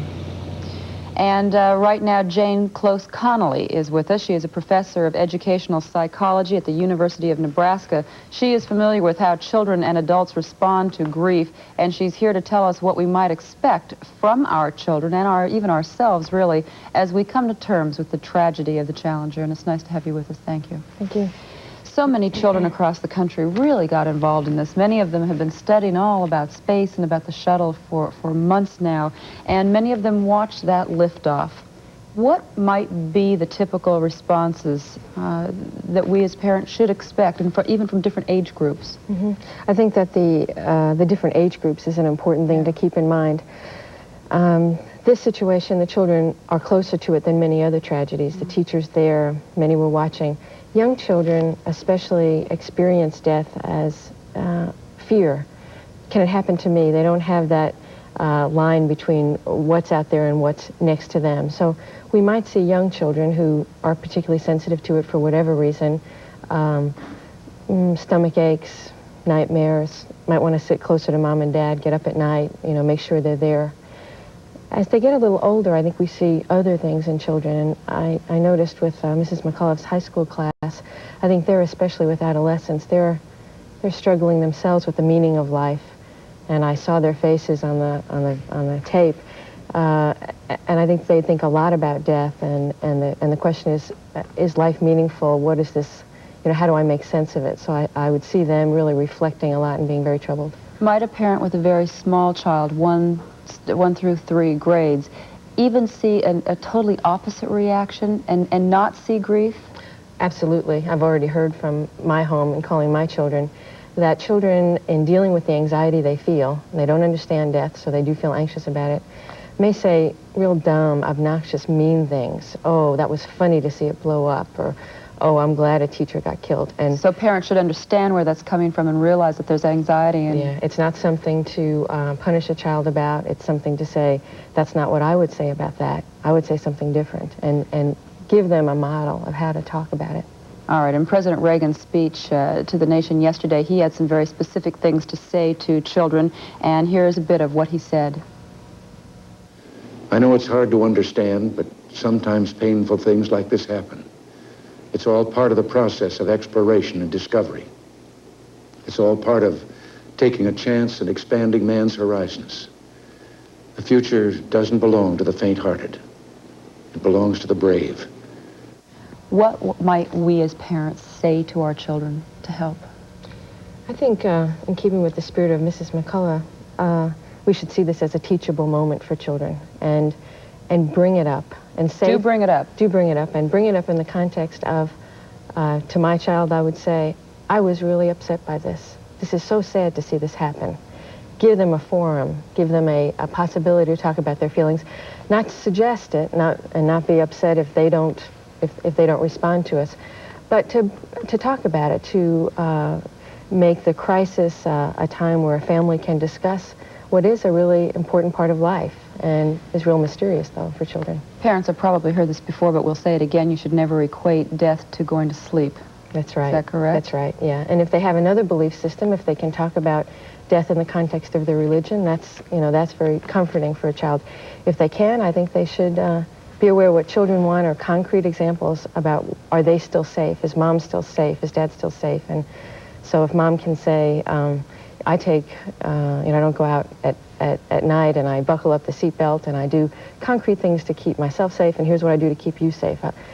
Children worry about sometimes the small aspects of death, because that's what they can understand, and when we're talking about up to 3rd grade. And teachers are being advised to also bring it up in class today and talk about it? I think that's a real good thing. Now, not every teacher will be as comfortable, but most schools have school psychologists available to them and counselors, and if a teacher's not comfortable, to go in and talk it over with those people and get herself or get himself comfortable with it and bring it up.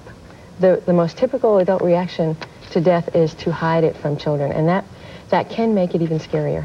All right, thank you very much. You're welcome. We'll be back in just a moment. Stay with us. Everyone knows Vandy Camps has a line on fresh-tasting fish. With our light fillets, our breaded and batter-dipped fish, and today's catch fillets. They all taste fresh because they're frozen fresh, and you'll taste it in every bite once you catch them. Did you get the Vandy Camps fish? I think they're getting tired. Vandy Camps, the freshest ideas in frozen fish. There's a new radio station in Cincinnati that's playing today's best music.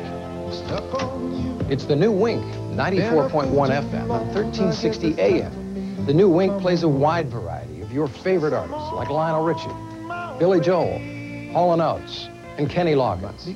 You'll love listening to the New Wink all day long. Even the boss will like it at work. So when you're in the mood for today's best music, turn on the New Wink, 94.1 FM and 1360 AM. Years ago, mothers who cared gave their children the one laxative specially made gentle for children, Fletcher's Castoria. And today, mothers who care still prefer natural, good-tasting Fletcher's Castoria. Colds! I hate them! Mentholate 'em. Flu miseries. I hate them. Mentholate 'em. The soothing menthol and mentholatum ointment helps medicate 'em, penetrate 'em, alleviate 'em, mentholate 'em. It's Tim Hogan's Dalton, Georgia Carpet Outlet's one low-price carpet sale with no payment till July. Listen, carpet up to 3 rooms for only $399 installed. That's carpet, pad, and installation. Up to 3 rooms with no payments till July. All one low price, $399. So don't wait. Get to Tim Hogan's today. 3 rooms of carpet, $399, and no payments, nothing till July 1st. Better carpet for a lot less money. Tim Hogan's the way to buy carpet. This Eyewitness 12 News Brief is brought to you by Stouffer's. Good morning, 8:25 on a Wednesday, January 29th. I'm Kit Andrews. Not exactly a heat wave, but temperatures are on the rise in the tri-state, and Glenn has details. Good morning. Yeah, we've already gone up a degree. Ooh, and good morning to you. 24 degrees current temperature. Overnight low, they're calling it 19 degrees. Winds out of the southeast at 5. No precipitation since midnight. All right, we close in on our area map as we look at it from a satellite view. We also see we've got a low pressure area and a warm front that's very close to our area. It's all moving to the southeast. Snow up around northern Indiana, central and northern Ohio, and central and eastern Kentucky. It's all light snow. Now that cold clearing air that you see will move in for tonight, clear the air, and we should have a nice sunny and mild day tomorrow. The forecast reads like this for tonight, or for today, mostly cloudy, milder, a few flurries, a high of 34 degrees. And then for tonight, clearing, brisk, colder, a low of 12. But tomorrow we recover rather nicely, mostly sunny, but still on the chilly side, 30 degrees for a high, Kit. Okay, thank you, Glenn. The shock of yesterday's shuttle tragedy will no doubt weigh heavily on the minds of our children as they return to school this morning. Most saw the explosion on national television yesterday, like the students of a Dayton teacher, one of 2 finalists from Ohio for the Teacher in Space program. This is a crap. Area educators say it's important for children to come to grips with their fears, and their feelings should be discussed this morning. Few understand the risk of space flight better than Ohio Senator John Glenn. He reminds us there is always a possibility of death in space, but he says we must balance the tragedy with the triumphs in what, up to now, has been an amazingly successful program. Some success for residents of Coleraine Township who want their police force back. Last night, the trustees who earlier abolished the entire department decided to rehire 4 officers to work in conjunction with the sheriff's deputies. They say budget woes allow that only 4 officers be rehired, and only temporarily. Trustees told an angry crowd if they wanted the entire force, they should have supported the levies. It was a low-key meeting at the Board of Health last night, though sparks were expected to fly. You see, the panel referred the controversial anti-smoking ordinance to an executive committee for review next month. They say they need more time to consider a Cincinnati City Council suggestion to ease the ordinance. Smoking opponents say it's a stall tactic. 2 Woodlawn families are homeless following overnight fires. The first began in a Marion Road home about 9:30 last night. No one injured, heavy damage. This morning, it was a home on Grove Street that went up in flames. The owner was trying to light an oil tank in the basement. She and her 6 children got out safely. Manslaughter charges have been filed against a former staff member at a Batavia home for the mentally retarded. 22-year-old Stephen Bering has been charged in connection with the death of patient Jerry Mertz. Officials believe Mertz was beaten to death last month. No motive has been given for the attack. No reason to eat what you packed for lunch if you don't like it, because today is Swap a Brown Bag Lunch Day. Trade your peanut butter and jelly for a bologna and ketchup on wheat. Some trade, huh? More news in a moment.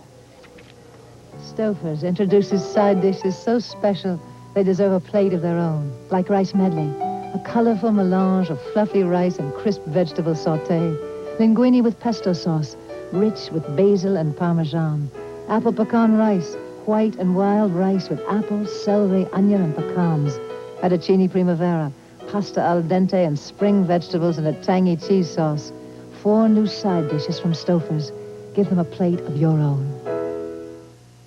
No classes today for students at the Williamstown Independent School System. School was canceled yesterday because so many teachers and pupils came down with the flu. Administrators decided to keep the school closed for another day while those with the flu bug recover. Classes are scheduled to resume tomorrow, and an electrical problem has delayed North College Hill High for an hour this morning. That's grades 7 through 12. In sports, some local college basketball teams play on the road tonight. The Xavier Muskies play in Pittsburgh, tip-off time 8 p.m. The Redskins from Miami travel to Michigan for a Mid-American Conference game. That game time also 8 p.m. And the Wildcats will play LSU despite the fact that a few of LSU's players have the chicken pox. Let's check our current temperature. 24 degrees right now, on our way to 34. Thanks. Good morning. This Eyewitness 12 News Brief has been brought to you by Stouffer's new side dishes. So special, they deserve a plate of their own. For real country sausage, the best you ever tried. Pick up a pound or 2 of Tennessee Pride. even when you're in a hurry. There's always time for Tennessee Pride Country Buttermilk Biscuits and Sausage. Just pop them in the microwave, and you've got a delicious hot breakfast. Now with 33% more sausage and real buttermilk. That'll really get you going. Take home a package of Tennessee Pride. New Country Buttermilk Biscuits and Sausage. Mmm. You're watching WKRC TV, Channel 12. That, of course, the launch pad at the Kennedy Space Center in Florida, from which Challenger lifted off yesterday. And this morning, for 2 hours here on Good Morning America, we're remembering the 7 heroes who flew on Challenger. I'm David Hartman with Joan London. James Michener, one of our best-known authors, when he writes a novel, as we've all learned over the many years, he gets himself so totally into his subjects, and then he takes us with him there. One of his many bestsellers was called Space, and in a few minutes, James Michener will share with us his feelings about the 7 people whose personal dreams were shattered by that explosion yesterday. And the American journey into space has been a real national adventure, but that doesn't mean that there's never been anything controversial about it. In this half hour, we will meet 2 reporters, veterans of the NASA years. And right now, though, it is 8:31, and Steve Bell has the news for us. Steve? Thank you, Joan. Good morning, everyone. NASA investigating teams have begun searching for the clues that will tell us what happened to the Space Shuttle Challenger to blow it apart. The experts will depend primarily on technical data to analyze the nation's worst space disaster, but planes and ships from the Air Force and Coast Guard are looking over a broad stretch of the Atlantic for Challenger's scattered wreckage. After an apparently flawless liftoff yesterday, Challenger was heading toward orbit with its crew of 7, but slightly more than a minute later, it suddenly disintegrated, killing all on board. 1 minute, 15 seconds, velocity. The loss of the Challenger and its 7 crew members is unprecedented for the U.S. manned space program, but as Vic Ratner reminds us now, there have been previous problems and tragedy. The American space program barely escaped tragedy early on. In 1961, on the second Mercury mission, Gus Grissom nearly drowned. His capsule was lost in the ocean. John Glenn, the first American to orbit the Earth, didn't know in 1962 if he'd make it back alive. 5 years later, 3 American astronauts did die, not in flight, but in a launch pad fire during a test of their Apollo cabin. After the deaths of Gus Grissom, Ed White, and Roger Chaffee, NASA completely reworked the Apollo spacecraft to make it safer.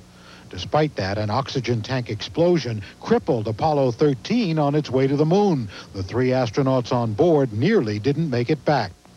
Ironically, the first shuttle had ejection seats for its crew. Experts believe that they wouldn't have saved any lives and they were taken out. The space agency hoped that its remaining built-in safety systems would protect shuttle astronauts. And in 2 heart-stopping launch pad shutdowns like this, we have an RSLS abort. We have an abort. And an engine failure last year, they did, until now. Vic Ratner, ABC News at the Kennedy Space Center. The global community also has been saddened by Challenger's loss. Mike Lee has more on that now from London. Throughout Europe this morning, the shock of the Challenger tragedy was beginning to take hold. On the streets of London, there was practically nothing else to talk about. I couldn't believe it, I must say. It is saddening, especially to see it live, to see it so spectacularly. Really, really a very shocking experience for the whole of humanity, I think. The International Herald Tribune, which is published in most European cities and the Far East, gave the story one of its largest headlines ever. The so-called popular press of Britain, which is routinely sensational, competed with one another for the most dramatic, eye-catching account. The so-called serious papers, like The Guardian, claim that the future of America's ambitious space shuttle program is in complete turmoil, and the Financial Times predicts that the space program will be set back for years with a de-emphasis on humans in space. But not all of Europe feels that way. I spoke with German astronaut Ernst Messerschmitt, who last year had flown on the ill-fated Challenger. Whenever the shuttle is ready again, I think any one of the trained astronauts would be ready to fly. In the Soviet Union, there's been no official reaction from the Kremlin, although Soviet television has carried that videotape 38 minutes into its newscast last night. Soviet radio this morning used it as its 12th item. Most of the papers in Moscow carried it as a brief item on the inside pages with no political comment. However, in Poland, state-controlled television said that this is an example of the dangers of the U.S. so-called Star Wars program. Steve? Mike, what about the European reaction from the standpoint of participation in the U.S. space program? Despite that vote of confidence from astronaut Messerschmitt, the German Ministry of Science announced this morning that it has canceled or postponed advertising for 6 new astronauts who would have been trained for space missions with NASA later this year. Nonetheless, British astronaut Nigel Wood says he intends to go ahead for training and will show up at NASA headquarters in the near future. And Margaret Thatcher has said this morning in London that this points up that sometimes demands sacrifice, this sort of thing demands the sacrifice of the bravest and the best. Steve? Mike Lee in London, thank you. That's our news for this morning. David? Thanks, Steve. 25 before 9, weather with Dave Murray right after this. 25 minutes before 9.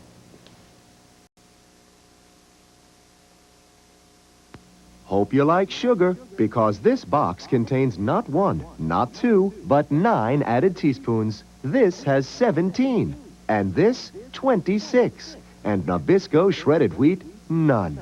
When you shred the wheat for better toasting, it tastes great naturally. So it goes against our grain to add sugar, or even salt. And now there's Nabisco shredded wheat and bran, the first bran cereal with no added sugar or salt. Nabisco.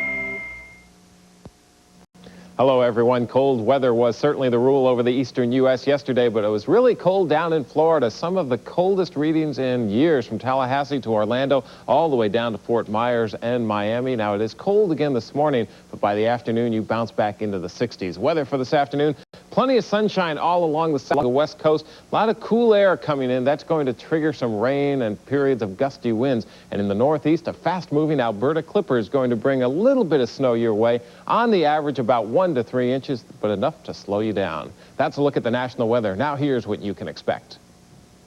Mostly cloudy today, milder, a few flurries, a high of 34. Chance of a heavier snow burst this afternoon, bringing a quick inch of snow. Tonight, clearing brisk and colder, a low of 12. Tomorrow, mostly sunny and chilly, a high of 30.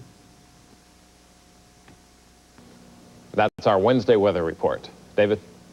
Thank you, Dave. 23 minutes before 9, Concord, New Hampshire. The people of the city in mourning after this. Incredible crowds have been reported at Color Tile stores this week. Why? Join me inside. Could you tell us why all the excitement at Color Tile? Oh, that's easy, darling. It's this beautiful half-price ceramic floor tile. No! The reason is half price on this gorgeous mosaic tile. Huh? It's half price on paint and wall covering that I came after. And this cuddly little blanket for buying only 80 bucks worth. So, what are you waiting for? Color Tile's big half-price sale on right now.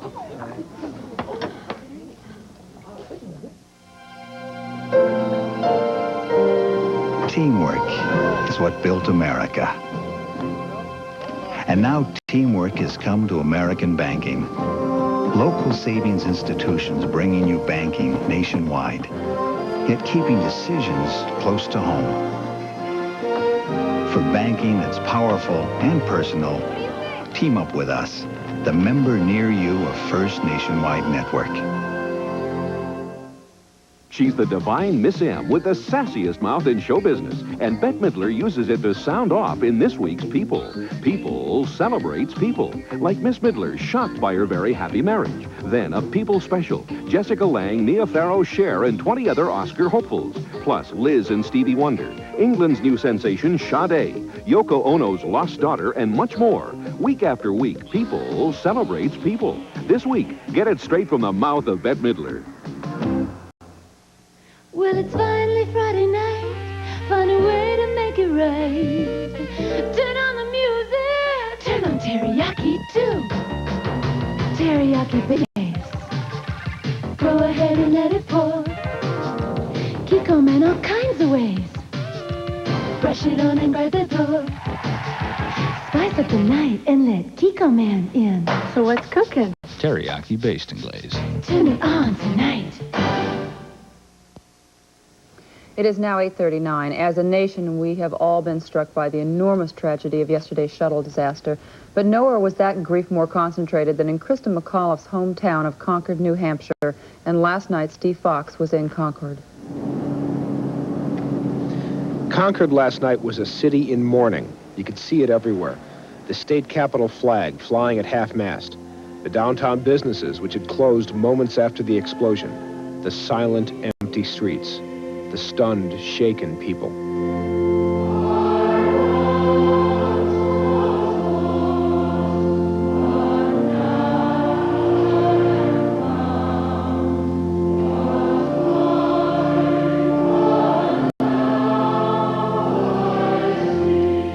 We lit a candle at work today.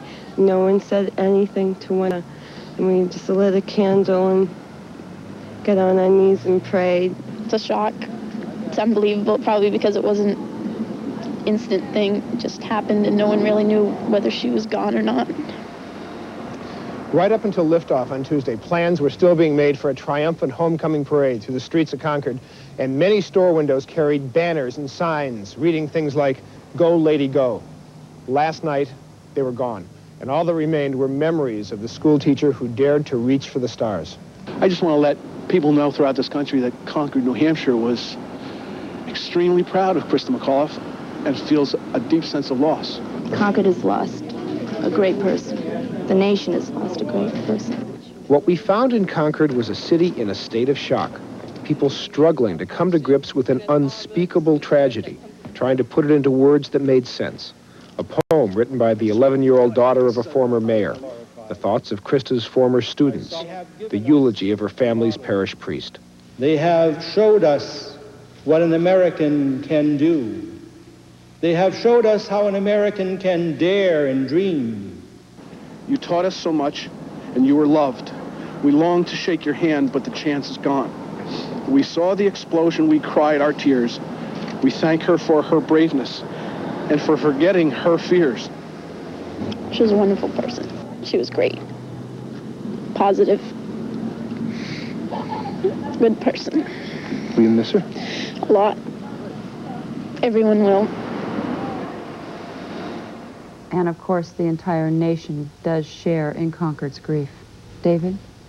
Thank you, Joan. It's almost 18 minutes before 9 right now. Two veteran reporters are joining us this morning with a different view of all of this, their reactions to this tragedy. Bill Hines is Washington bureau chief for the Chicago Sun-Times. He's covered the space program since 1957. He joins us from KTRK in Houston. Wayne Biddle is a former reporter for the New York Times who now writes about technology for Discover magazine, and he's in Washington. Gentlemen, good morning. Good morning. Good morning. Bill, you've covered this 30 years of covering the space program. What was your personal reaction yesterday when you saw this? One of shock. As it turned out, I was covering the Voyager mission to Uranus in Pasadena, California, and I walked into the Jet Propulsion Laboratory auditorium where the press room was established no more than 10 seconds before this happened, and I was watching maybe my 40th or 50th launch as far as I was concerned, and all of a sudden this fireball. Well, there goes the ball game. You know, we've been trying to talk this morning about these people involved, the people who are personally involved, who dedicate themselves to doing this kind of work, even though they know that the dangers, the risks are there. I understand you know Judy Resnick and knew Judy Resnick well. What was her feeling and sense and feel about what she was doing with her life?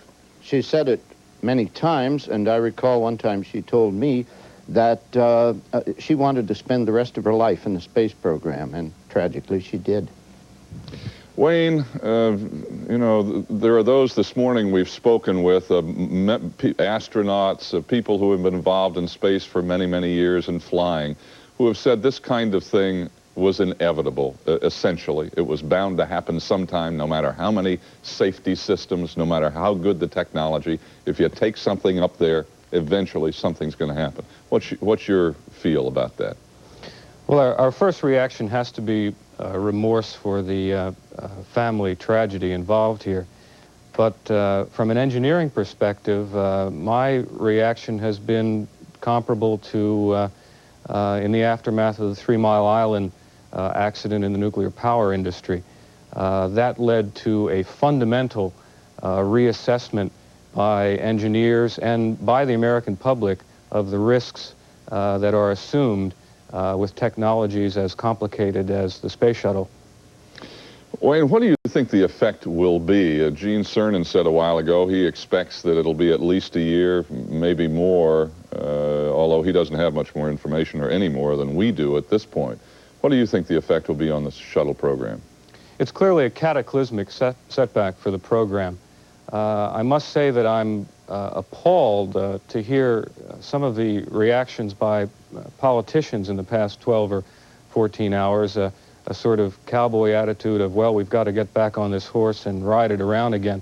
I think that's exactly the kind of attitude that led NASA to take the sort of publicity stunt of putting members of Congress responsible for its budget, journalists and school teachers on a very dangerous machine. Bill, what's your view about the program continuing on? What do you think might happen here or should happen? Well, I agree with Gene Cernan, who was on earlier, that there's going to be 1 to 2 years, I say at least 2 years before this thing flies again. But just to follow on with something that Wayne said, Senator Garn of Utah was on here not very long ago explaining how sorry he was that all this had happened. And I would submit that if Senator Garn hadn't wanted to take a junket of unprecedented scope last April, one of these people, Gregory Jarvis, would be alive today. Gregory Jarvis was bounced off the April flight to accommodate this man on a junket. And I said at the time editorially in my newspaper, why is it that the sanitation commissioner of the city of Chicago never wants to take a ride on a garbage truck? Gentlemen, thank you both for joining us this morning from Houston and Washington. Thank you. And we'll be back, 14-0. Gene Cernan after this.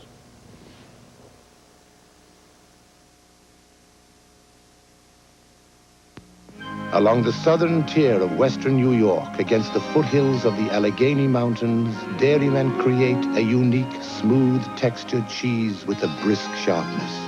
Stouffer's calls it Van Zwanenberg cheddar. Rich and firm, this natural cheese is aged for almost a year, until its cheddary goodness fairly snaps with flavor. Now you know one of the reasons why Stouffer's macaroni and cheese is as good as can be. Morning is your time. The earth wakes up with you. Always feel that spark of life in everything you do. Grape nuts. For you, it's as natural as the morning. No sugar added, no preservatives, just an honest nutty crunch. Post Grape Nuts cereal. You know when you've got it good. Yes, you know when you've got it good.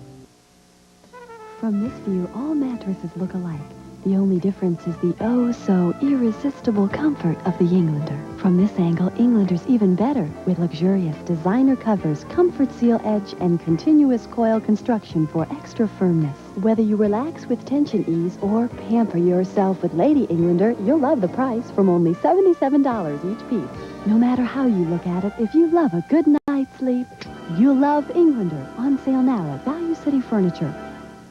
I'm Dr. David Schneider of Restorative Vision Centers.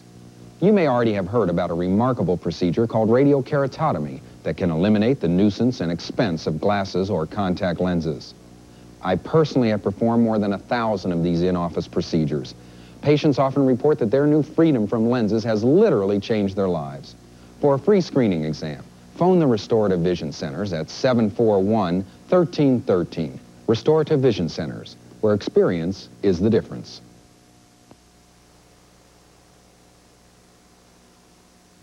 It is now 48 after. Gene Cernan's experience in space includes some of the most successful American flights, including the last moon landing in 1972. He became an astronaut in 1963. He was part of the space program during its only previous fatal accident, the deaths of 3 astronauts whose capsule burned on the ground 19 years ago this week. And Gene Cernan joins us now from KTRK TV in Houston. And good morning, Gene. Good morning, Joan. Thinking back to that fatal fire back in 1967, Roger Chaffee was aboard. He was more than just another astronaut to you. He was a close friend. He was a neighbor. He was a college classmate. You were there with his wife to help her through that tough time. Just how much do astronauts and their families think about the possibility of the death and the risk involved, and how do they manage to make it through these disasters? With a great deal of difficulty, Joan. I have thought back about that day, 19 years ago, almost to the day. You know, the program was younger then than it is today. Each flight was somewhat of a new challenge and certainly different. There were fewer of us in a program, and I think we all were willing to acknowledge privately, at least to ourselves, that tragedy was certainly in a wing somewhere. The possibility of it was, but we never acknowledged it publicly, even to each other, even in our homes.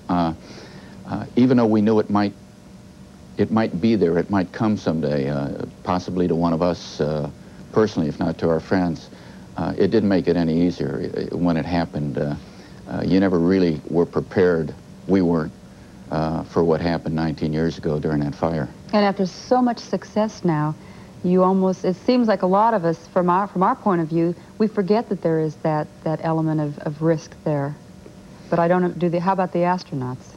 Well, you know, we talk about the bravery of the guys or the gals who go into space, but the guys and the gals who stay home, the old ones and the young ones, they deserve a lot of credit. I think one thing that I remember very vividly was something that was said that came home very close to me. If you think it's difficult going to the moon, you ought to try staying home. And I do indeed believe those words are a tribute to the men and the women, the wives, the husbands, and certainly the children who do have to stay at home while we go out and have a good time. It's not quite that simple, but that's what it amounts to. Well, it is all those people that we were all thinking about this morning. We sure thank you for being with us throughout the morning. Well, they that are home today, those who didn't reach for the stars personally, but who send their loved ones to do so, are the people who we ought to acknowledge as great contributors to the space program, not only in the past, but certainly in the future and the days to come. You bet. Gene, thank you. And we'll be back. James Michener coming up.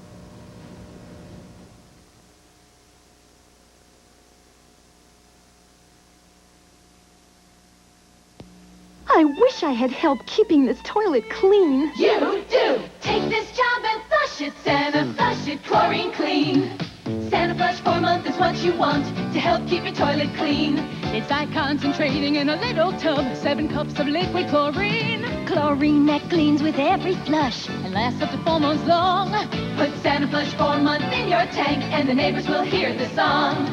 Take this job and flush it! Santa Flush it chlorine clean.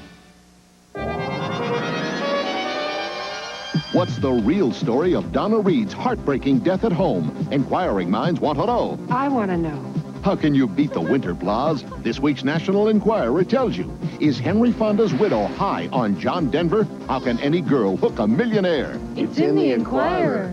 Has the president's daughter flipped for this Miami Vice star? Find out in the Enquirer. Over 100 features for people with inquiring minds. Like me. Now you have choices like ice cream, party treats, even chocolate on the Weight Watchers new Quick Start Plus. Our special price is only $12 to join, so call Weight Watchers now. Now I can get my Philly beef and Swiss right at Arby's with fresh roasted onions, green peppers, and savory Swiss. Arby's new Philly beef and Swiss. It's irresistible. For 15 days only, you can purchase a brand new 1986 Action Nissan car and make absolutely no monthly payments for 90 days. Plus, you'll receive up to $1,500 cash back. You can believe it at Action Nissan.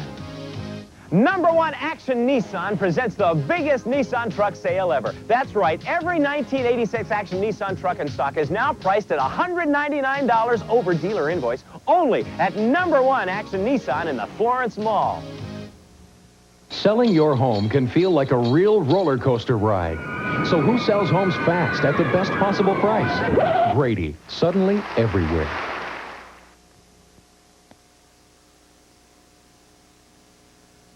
Ever since he was a child, James Michener has been interested in almost everything. We, of course, know him best as a novelist. In '79, he was invited to serve on the advisory council to NASA, wrote a novel called Space. It was a bestseller and a TV miniseries, and Jim Michener knows the space program and the people of the space program, and he joins us from KVUE-TV in Austin this morning. Jim, good morning. Good morning. What was your reaction to what happened here yesterday, Jim? I was thrown into shock. Our nation is engaged and has been for some time in one of the great experiments of the world. We've had unlimited success up until yesterday, and then this explosive tragedy. I think it's proper that we review where we are and where we're going. It would be terribly improper to panic. All of the experience we've had, this is a time of national testing, national grief, national sorrow, reevaluation. I think it's proper that we go through this experience. How do you describe, Jim, the qualities of the people both who go into space and those who are close to those who go into space? I've known a good many of the astronauts, and they are superior people. They have very good reflexes. Their eyes are bright. They have good vocabularies. These are some of the finest people our society is throwing forward. And they have served us very well. There's never been a scandal in the space program. These kids wouldn't allow it. So we're talking about inherently able people. They're not super gods or anything like that, but they sure are good. And I've seen them in good times and bad, and I'm extremely proud of them.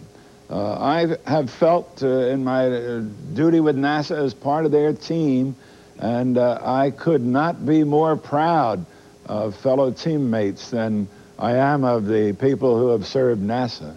What does the term bravery, do you think, mean to them? Oh, I think a sensible person makes the facing of danger a routine. I've seen a great deal of danger for other people in the work I've done in the wars and the travels and the revolutions and space, aviation. I think you routinize it. You say, this goes with the job, and you don't cry baby about it. I have never in all of my life, David, with space and aviation, heard anybody say, I'm afraid of this or I'm aware of great danger. You don't do that. You say, this is my job, I elected it, I want to be here, I'll take the whole mix. James Michener, it's a pleasure. Thank you for joining us this morning and sharing with us. Good to be here with you, sir. Thank you. We'll be back.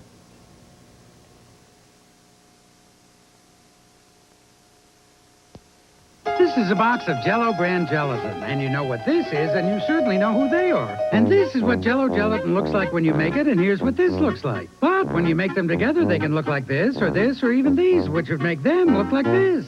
So if you look at something like this, you'll find this and those and everything else we've been up to, which could inspire you to make this or even this. Although anything you make with Jell-O gelatin and bananas will make them go, Even something as simple as this. Jell-O gelatin, we're up to something good.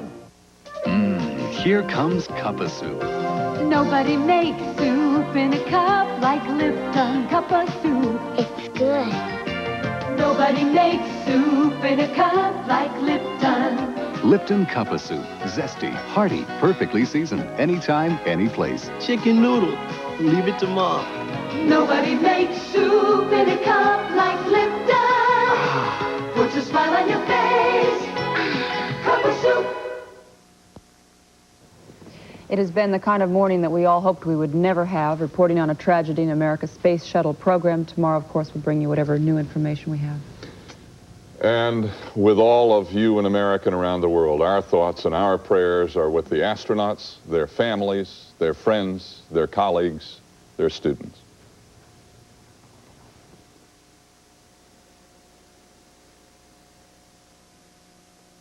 This is ABC. Call me Dad. Okay, Dad. The family goes to pieces. Start here. Metro Health Incorporated, where the future of healthcare is here today. Finally, healthcare without the hassles. Eli Lilly and Company. And Barnes & Thornburg, serving the legal needs of business with offices in Indianapolis, Fort Wayne, South Bend, Elkhart, and Washington, D.C.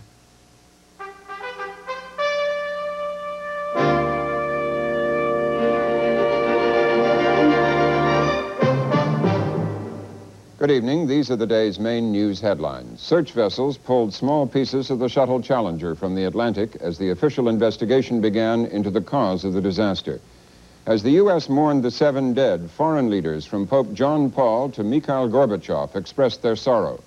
21 Mexicans died in an airliner crash on the Gulf of California. President Reagan named Richard Ling as Secretary of Agriculture. Details of these stories in our news summary coming up. Jim?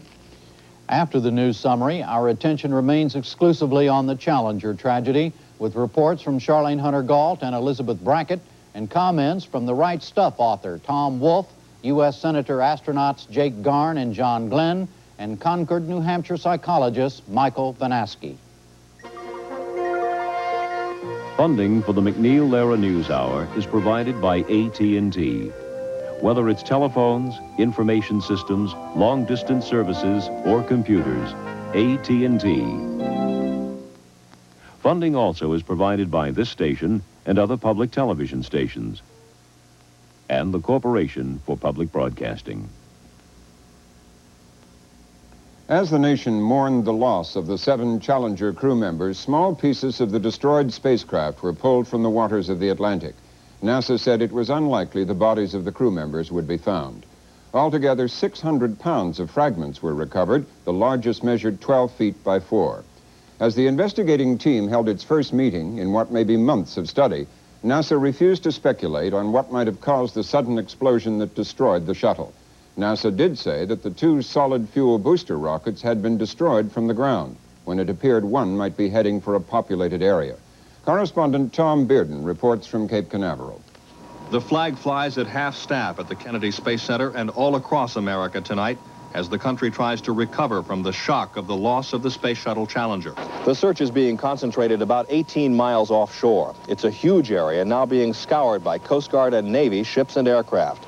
The Coast Guard reports it has already recovered a considerable amount of floating wreckage, and there are some reports that debris is beginning to wash ashore. They're searching a 5,500 square mile area, and they are continuing to pick up debris. They found it spread over a wide area, but they haven't located anything really significant. Commander Simpson says it's impossible to predict how long the search will go on. Reporters from all over the world have descended on Cape Canaveral with a myriad of questions. What caused the explosion? About the wisdom of civilians aboard spacecraft? About the future of manned spaceflight itself. SBI, BPC, which is United Space Boosters. But as evidenced by their statements at news conferences since the disaster, NASA simply doesn't have any answers yet. The space agency has appointed an interim investigating committee and has impounded the thousands of electronic and paper records of the last flight of the Challenger for intensive review. The space agency appealed to citizens to turn in any fragments found washed ashore on the Florida beaches. Meanwhile, officials at NASA's Mission Control in Houston faced the press for the first time since yesterday's accident. At a news conference at the Johnson Space Center, one of the shuttle's flight directors was asked about the onboard computers and why they gave no warning of the impending disaster. We train awful hard for these flights, and we train under every scenario that we could possibly imagine. There was nothing anybody could have done for this one. It just stopped. I don't know how that reflects on our computers or anything else on board. Is what happened yesterday one of the things that you've trained for, and if so, how? No. There will be a memorial service Friday at the Johnson Space Center in Houston for the 7 Challenger victims. President and Mrs. Reagan will attend the service. Today, Mr. Reagan said he was trying to escape the feeling of numbness and shock, but he said life has to go on, as does the space program. He ordered flags at the White House and other government buildings lowered to half-mast. A special photo of the Challenger 7 was made a part of the National Air and Space Museum in Washington at a ceremony this afternoon. We are a questing people. Whether it's in physical exploration into places unknown, or whether it's in basic research in a laboratory or whatever. And out of that curiosity and out of that questing nature of ours, we have forged the greatest land in history and leadership in this world beyond anything ever dreamed of. And that questing will die. If it does, Seems to me we as a people die along with it. There were memorials and moments of silence observed in many parts of the country. The New York and other stock exchanges stopped business for a moment of remembrance. Some 20 radio stations in the Boston area observed a minute of silence. In Los Angeles, the Olympic torch was relit in mourning, while the bells of the National Cathedral in Washington tolled. At St. Patrick's Cathedral in New York City, the 8 daily masses were packed with mourners. And in Concord, New Hampshire, where Krista McAuliffe taught, St. John's Catholic Church held a special early morning service to let the children express their feelings. One way they did so was with singing.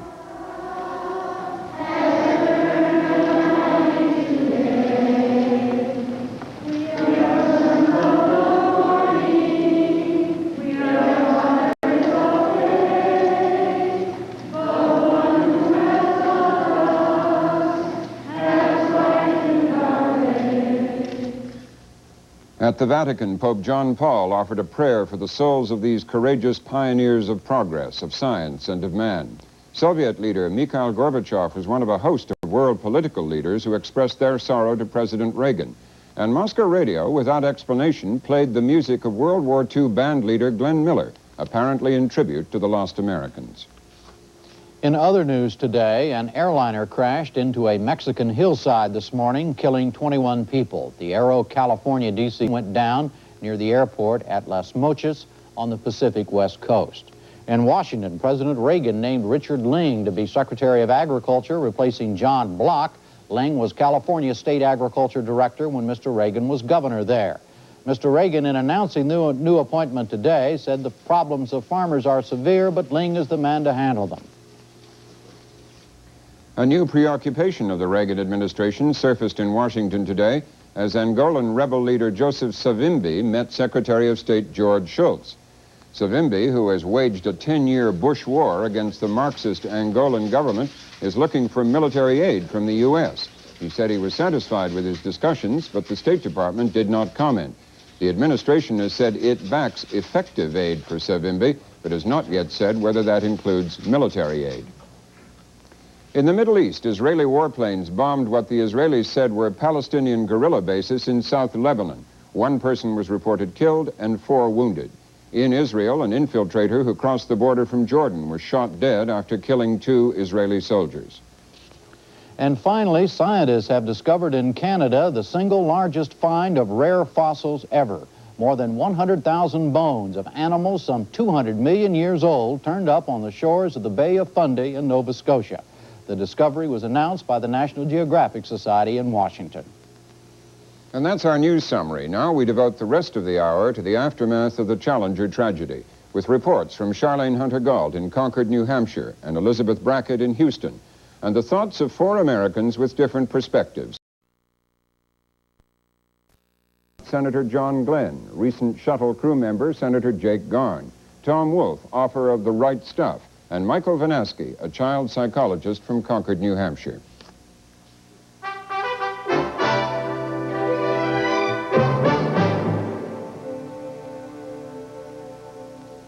The important questions raised by the tragedy of the Challenger 7 are difficult and, for the most part, unanswerable. The most important one of all is the most elusive of all. What happened up there to cause that awful explosion?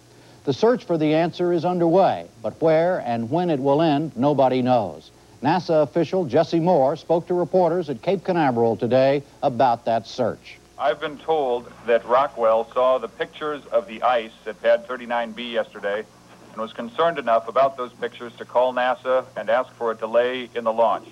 Did you receive such a call, and if so, why was it not acted on? There were a series of technical meetings yesterday morning about the ice on the launch pad. The ice team went out, did an inspection early in the morning, very early in the morning, and then came back and reported. And the technical team did sit down, all the NASA people involved as well as the contract people involved, and did feel that the conditions at the launch pad were acceptable for launch, and basically recommended that we launch. In addition to that, there was a follow-up activity that was initiated yesterday prior to launch, very close to launch, and that is we send an ice team out about 20 minutes before launch and basically checked again about the ice conditions, and all our reports back from that team were good. Mr. Moore, Byron Barnett, WNEB-TV in Boston. If there's no black box, so to speak, and essentially you're looking at scraps, how confident are you that you will find the exact cause of what happened? Well, you always have to look downstream with some degree of risk that you're not going to precisely pin it down. But I think, again, that's speculation. Our objective is to precisely find out what happened, and that's going to be the emphasis of our team. But, you know, everybody has certainly a high degree of confidence we're going to be able to find it, and our efforts is to focus in on the data and pin it down. Jeff, I'd like to add one point there. We know there's debris washing up on the beach. You people could be great assistance to us to inform the public that we need every piece of that, because we don't know where the clue might be. And we really could appreciate it. We do have a few souvenir hunters out there. It's been said that the flight was nominal up until the point of the explosion. What conditions, in your brainstorming, what conditions could have created the sequence of events that led to that explosion? I'm not prepared to speculate on that. You're asking me to try to pin down exactly the cause, and I can't speculate on that right now. I mean, you saw the films as I saw it yesterday, and that's all I'm prepared to say at this point in time. Are you confident now that Challenger was consumed in that explosion, or is there a possibility that part of it survived? Is there any possibility at all that any of the crew will be recovered, or can we assume that they were consumed? Well, Jay, let me try to give you a very quick answer to this. I would always like to hold out hope. However, we have seen a lot of small debris, as you heard the report over here, and so, you know, I always hold out hope that there's going to be something there. But I think based on our debris reports and so forth, there's very little of that at this point in time. And until we're able to collect all the debris we possibly can, you know, we can't absolutely 100% guarantee that, but that's the way the situation looks based on the information we've had as of now.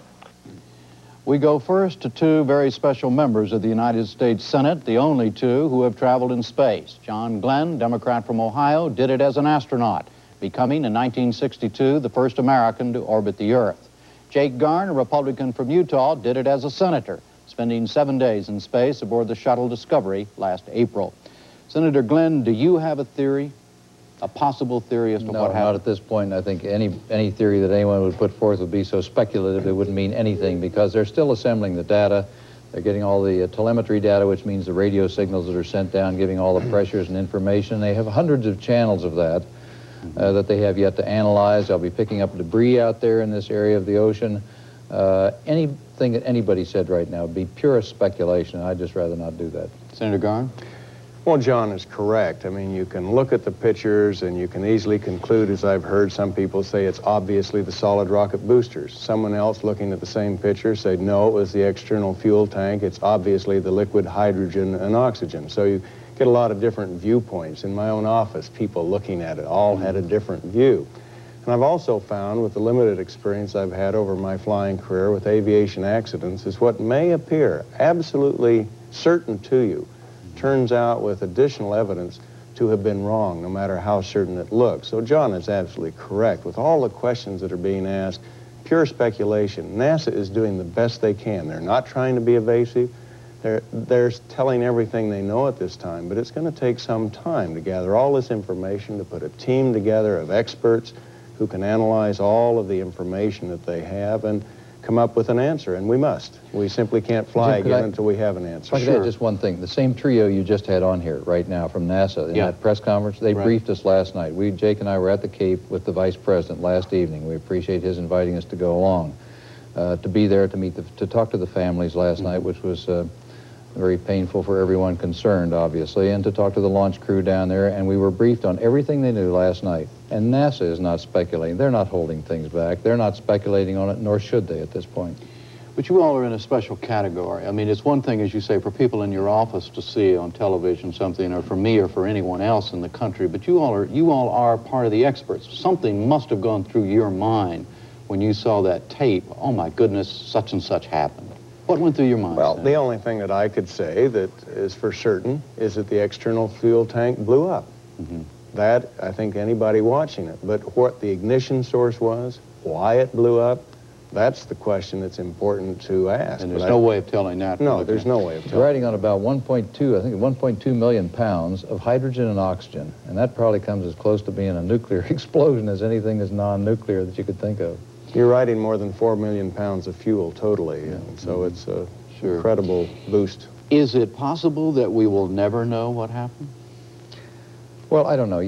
That would be difficult to speculate on now, too. Once they put all this together, I'm sure that having seen NASA go through some of these drills before on where there was a booster failure of one kind or another way back, they do an extremely thorough job. You're usually able to pinpoint things down to find a cause and correct that cause before you make additional flights. I suppose it's always possible that there could not be that kind of definition, but I certainly wouldn't anticipate that would be the case. I think they will, because I look back to the example of the satellite that we deployed, and they didn't know what was wrong on our flight. And we tried to actuate the switch. It was already in the vertical position. The micro switches had obviously made contact. But on the ground, through reworking that problem and working with other satellites of that nature, and it was just as if it were gone. They couldn't look at it. It was up in space, orbiting in low Earth orbit. And yet they were able to diagnose that problem and in August go up and fix it. And what they determined on the ground, even without being able to physically inspect it, turned out to be right. They fixed it. And so I think that however long it takes, I really am very confident that NASA will be able to pinpoint the cause of this. However long, it will be long, right, gentlemen? Don't know that. Don't know that? No, not necessarily. But don't know what you mean by long. Oh, let's say a year or two. Oh, I wouldn't say that it necessarily would be that long. Once they have a team working on this thing right now, I can't say that it's going to be weeks or as little as a month or something like that, but I also wouldn't want to say it might be a year yet either. All right. Agreed. No way to tell. No way to tell. All right, thank you. Robin? Some have begun to liken today's emotions to the collective grief the nation experienced after President Kennedy's assassination. How to assuage that grief, particularly among American school children whose imaginations had been fired by this flight especially, is what we address now. We begin with a report from Charlene Hunter-Gault, who spent last night and this morning in Concord, New Hampshire. This is one face of Concord, New Hampshire, cold and frosty on a winter morning. But in these early hours following the Challenger tragedy, as the reality of it takes hold, a different side of Concord is beginning to show. It is the human side of a town that has lost one of its very special citizens. Here, as the shock begins wearing off, friends, neighbors, and students of Krista McAuliffe began reaching out for ways to comfort each other. The grieving as well as the healing process has begun. Early on, radio station called Joy dropped its all-music format. Miss McAuliffe really bad, because she was one of the best teachers we had. And I was talking to some of my friends, and they agreed with me. And the thing I want to let people know is what we want to do is we want to get a lot of kids from the high school together and make something or buy something, you know, to put in the Concord High School itself so everybody knows what Miss McAuliffe did. The radio station brought in a psychologist to help advise listeners on how to deal with their grief. I'm calling in regards to my daughter, and she's been extremely upset. And when she came home from school, she was almost hysterical, not for the TVs to be off, for the radio to be off. She didn't want to see it or hear it. And she's broke out crying 4 or 5 times, but I don't know what to tell an 8-year-old. I've had a really hard night with her tonight, all since she got home from school. And I was just wondering if you had any advice for me. I think, Beverly, that, first of all, it's really important that you know that the fears that your daughter is experiencing right now are a normal reaction that kids have to these kinds of disasters, that frequently the anxiety that's provoked from experiencing the disaster or the tragedy kind of uncorks other fears that they're having. And the best thing that you can do is to just allow her to talk about these things, give her as much reassurance and support that she needs. This morning, Concord High School, where McAuliffe taught, was closed, but plans were going on there to help with the healing. We are assigning psychological and counseling personnel, and we are giving teachers, we are having those people give teachers clues as to what are the signs that kids need counseling or need to talk to a counselor. And at St. John's Church, a very special kind of lesson, the positive kind that Krista McAuliffe might have taught. I'm going to ask you a question, okay? Did any of you ever have a stuffed animal or maybe a special blanket or something that when you grew up to a certain age, maybe it's something that you took to bed with you every single night, and finally your mother or father said to you, it's time for you to get rid of that blanket or that animal? How many of you had something like that? Do you remember what you felt like that very first time that you didn't have to sleep with it? How did it feel? It felt bad. Did you feel something awful inside? You know that those are probably the same kinds of feelings that you're feeling over this tragedy that we had. When it came, I was sad because, well, she was gone. But she's always been a special person. She always will be, even if we don't have her right with us now. Are you sad? Or are you... Yeah, I'm kind of sad because, like, we're going to be, when she came down, we were going to, everything will be turning back to normal, and now I guess it's not going to be back to normal if she's not coming back, so. The psychologist who answered questions on that Concord radio station last night was Michael Vanaski on the staff of the Riverbend Counseling Center, a private non-profit community mental health center that works closely with schools in the Concord area. It was to him that teachers and counselors turned after the tragedy. Mr. Vanaski joins us tonight from public station WGBH in Boston. Mr. Vanaski, you've talked to dozens of children now since this disaster. Can you generalize about what they're feeling, what they're experiencing? Many of the children were able to watch the blast in their classrooms. And I think that's one of the things that makes this particular situation so unique, is that we have many, many children sharing the tragedy of the death. I think... Does that make it easier or harder? I think it makes it a bit harder because many of them may not have had an interest in watching had it not been for the emphasis that was placed on this particular shuttle launch.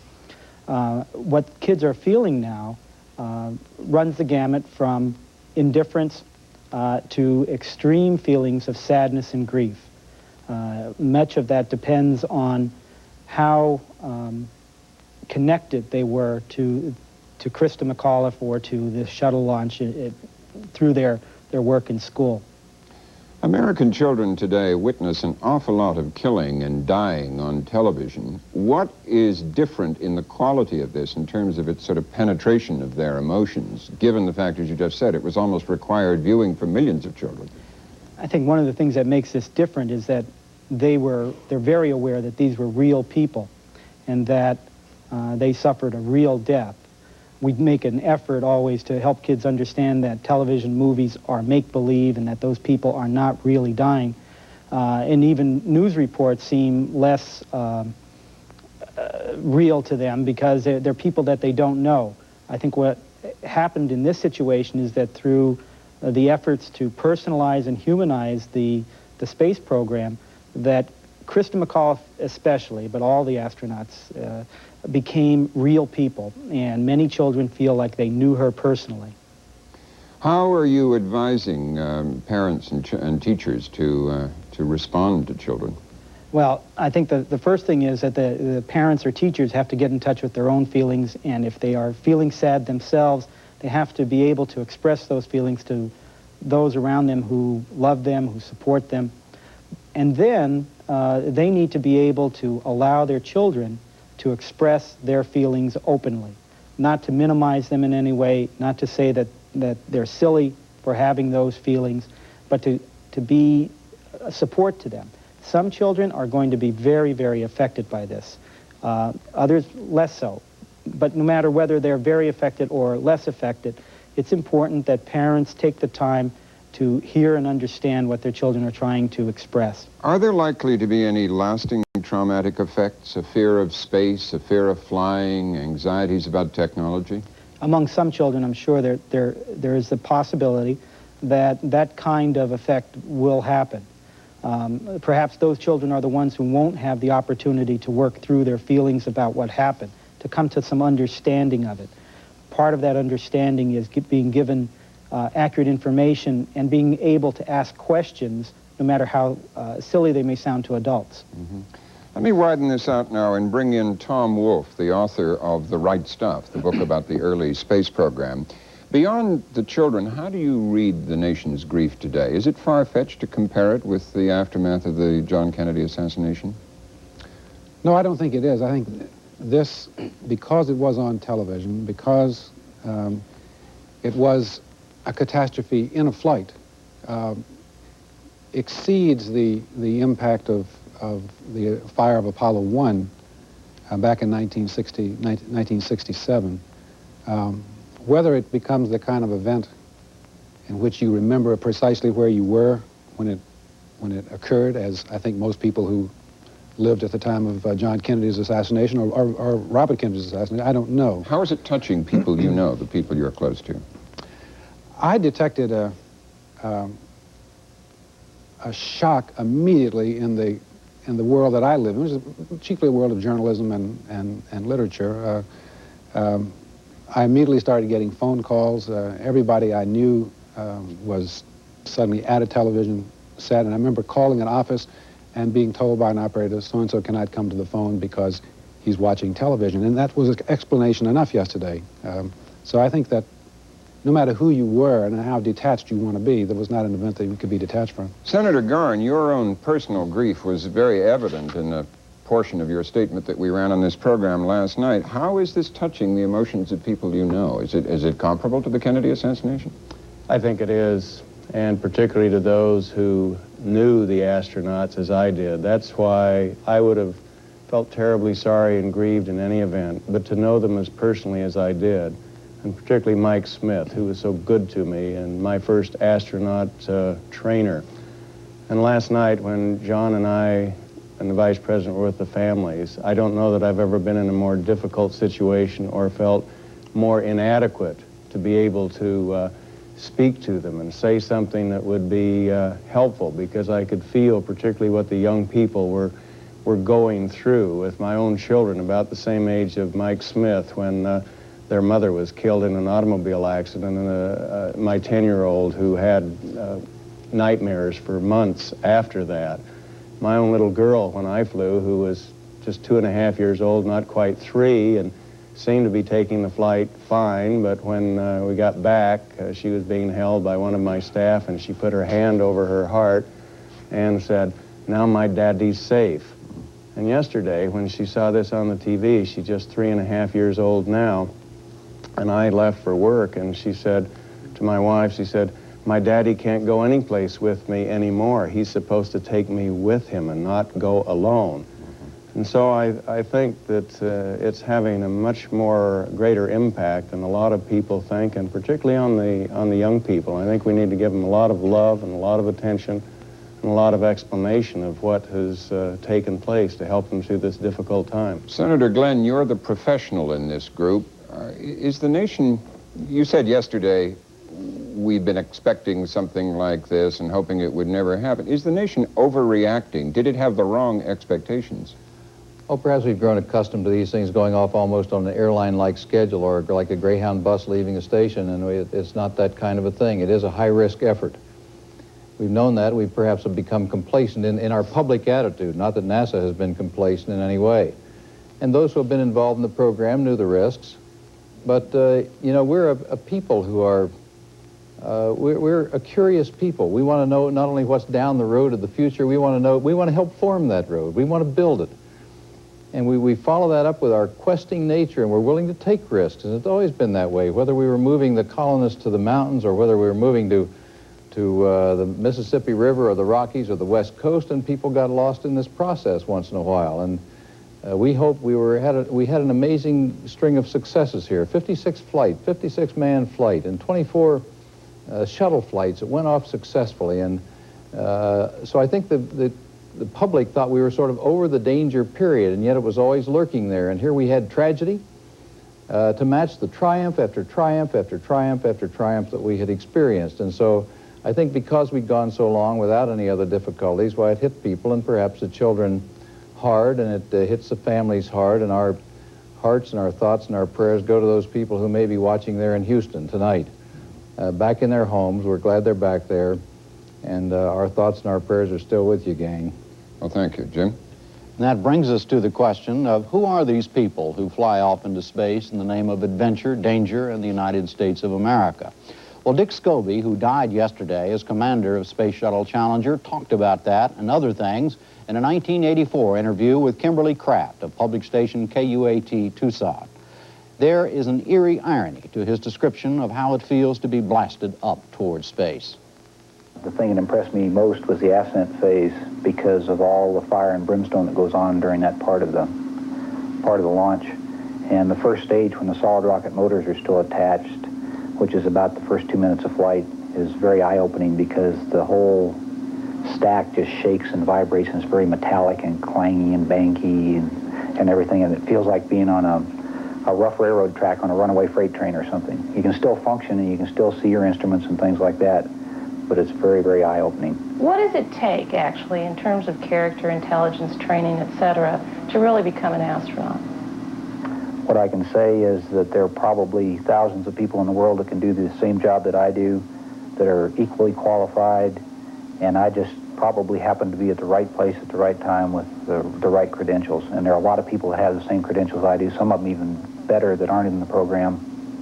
So I'm very fortunate to be where I am, but that's life and that's the way the world operates. Correspondent Elizabeth Brackett spent the day in and around the Johnson Space Center at Houston talking to astronaut family members and others about what it takes to take off into space. It was as hard to watch the faces of family members go from elation to horror as it was to watch the Shuttle Challenger disappear into a white cloud of smoke. How does a family cope with such stress? For the families of many astronauts, particularly former fighter pilots, the possibilities of such a catastrophic death was understood but seldom discussed. Lou Cunningham, wife of former astronaut Walter Cunningham. Living is a risk, and I think not the most risk you take, the more you enjoy life, but I think unless you do take some at some point, you know, it improves or you get more from it. But Cunningham's husband was in only the third group of astronauts. She is not sure if the families of the astronauts today know the same kind of support she felt. When we were there, yes, everybody knew each other, everybody knew where each other lived. I don't think that's the case now. I think there are so many, and they live in different sections. A lot of the wives work. There is not the same camaraderie that we had when we were in the program, and in some respects, I think that's going to be more difficult on them. The families of the shuttle mission astronauts arrived in Houston late last night, brought back home in 2 chartered NASA planes. Friends who waited to greet the planes comforted each other as the families were quickly driven to their homes in NASA vehicles. At the home of Shuttle Commander Francis Scobie, neighbors, friends, other astronauts gathered to help. Neighbors gathered next door to Shuttle astronaut Ellison Onizuka's home as well. Charles and Suzanne Bruckner had been invited by astronaut Onizuka to watch the launch at Cape Kennedy. They recalled Onizuka's wife, Lorna, telling them of NASA's disaster briefing. She explained that the Black Book was a briefing that NASA held with the immediate family of the crew on where to go and what to do and what to expect if something happened. And Lorna says, it's something we have to go through, and we all joke about it. We have to joke about it. Though Apollo 12 astronaut Alan Bean says when the worst does happen, even those in the business find it difficult to know what comfort to offer. You don't really know what to say. I mean, you can't offer any platitudes about how they died for their country or anything. Some do, but I don't think that holds much water. So you're helpless, but at the same time, you want the families to know that you feel for them and that you're available if there's just some way they could ask you to help, you would help. Original astronaut Deke Slayton takes a tougher approach. What would you say to the families of these astronauts? What is there to say? Nothing. Press on, get on with the show. You can't fix it. Try to find out what happened, and go fix it and go fly. It is the Deke Slayton attitude that author Thomas Wolfe called the right stuff. Does that attitude help astronauts and their families cope? And I think the right stuff is the ability to pay attention to the gauges and instruments and not listen to the beating of your own heart. And if you can do that, you can be trained. Some people have it naturally. Deke and Chuck Yeager are examples, and there are many other examples in the space program. Did you? I had a difficult time. I tended to go back and forth. I would concentrate a while, and I would listen to my heart a while, and then I would say, quit doing that and concentrate on the gauges and do your job. But I would do that a little while, and I would say I was one of the more fearful astronauts. Do you subscribe to the theory that there is something called the right stuff? Well, I don't know what it is. I've never seen it defined. Everybody's going to die of something sooner or later, and you all got to face up to it. So, you know, this is just another way. So I get excited about it. To Tom Wolfe, how do you define the right stuff in the simplest term? Well, it's a code of behavior, and also in a way a set of almost superstitious beliefs that pilots, particularly fighter pilots, arrive at through training. And it's the kind of training, the kind of attitude that enables pilots to deal with some very fearful odds. Navy did a study in the late 60s that showed that a Navy aviator flying for 20 years runs a 23% risk of dying in an accident. That didn't even include combat. He runs a 56% chance of having to eject and come down by parachute to save his life. Now, just try to translate those odds into any other sort of occupation. Perhaps policemen face something like that. But it obviously takes a very special training. And when the space program began, that was obviously needed. The backdrop of Alan Shepard's flight in the first week of May in 1961 was 3 exploding rockets. 2 of them happened in late April. There were actually tests of the Mercury Atlas system that would take Senator Glenn up into orbit later, but nevertheless, the idea that these rockets could explode was very much in everybody's mind. You needed someone, a person, in some way, a person of steel to fly these early missions. I think that one of the real setbacks for NASA today, as a result of what happened yesterday, is that this flight of Challenger was to be the real crossover from the era of the right stuff in which people of steel would be required to go into space to an era in which the general public, whether we're talking about corporations or citizens such as Krista McAuliffe, would now be a part of a program whose safety had been demonstrated, and in so many ways it has been demonstrated. But I think this, in what happened yesterday, could psychologically throw us back to the period in which you needed the Allens and the John Glenns just to get the job done. Senator Glenn, we've been talking about you.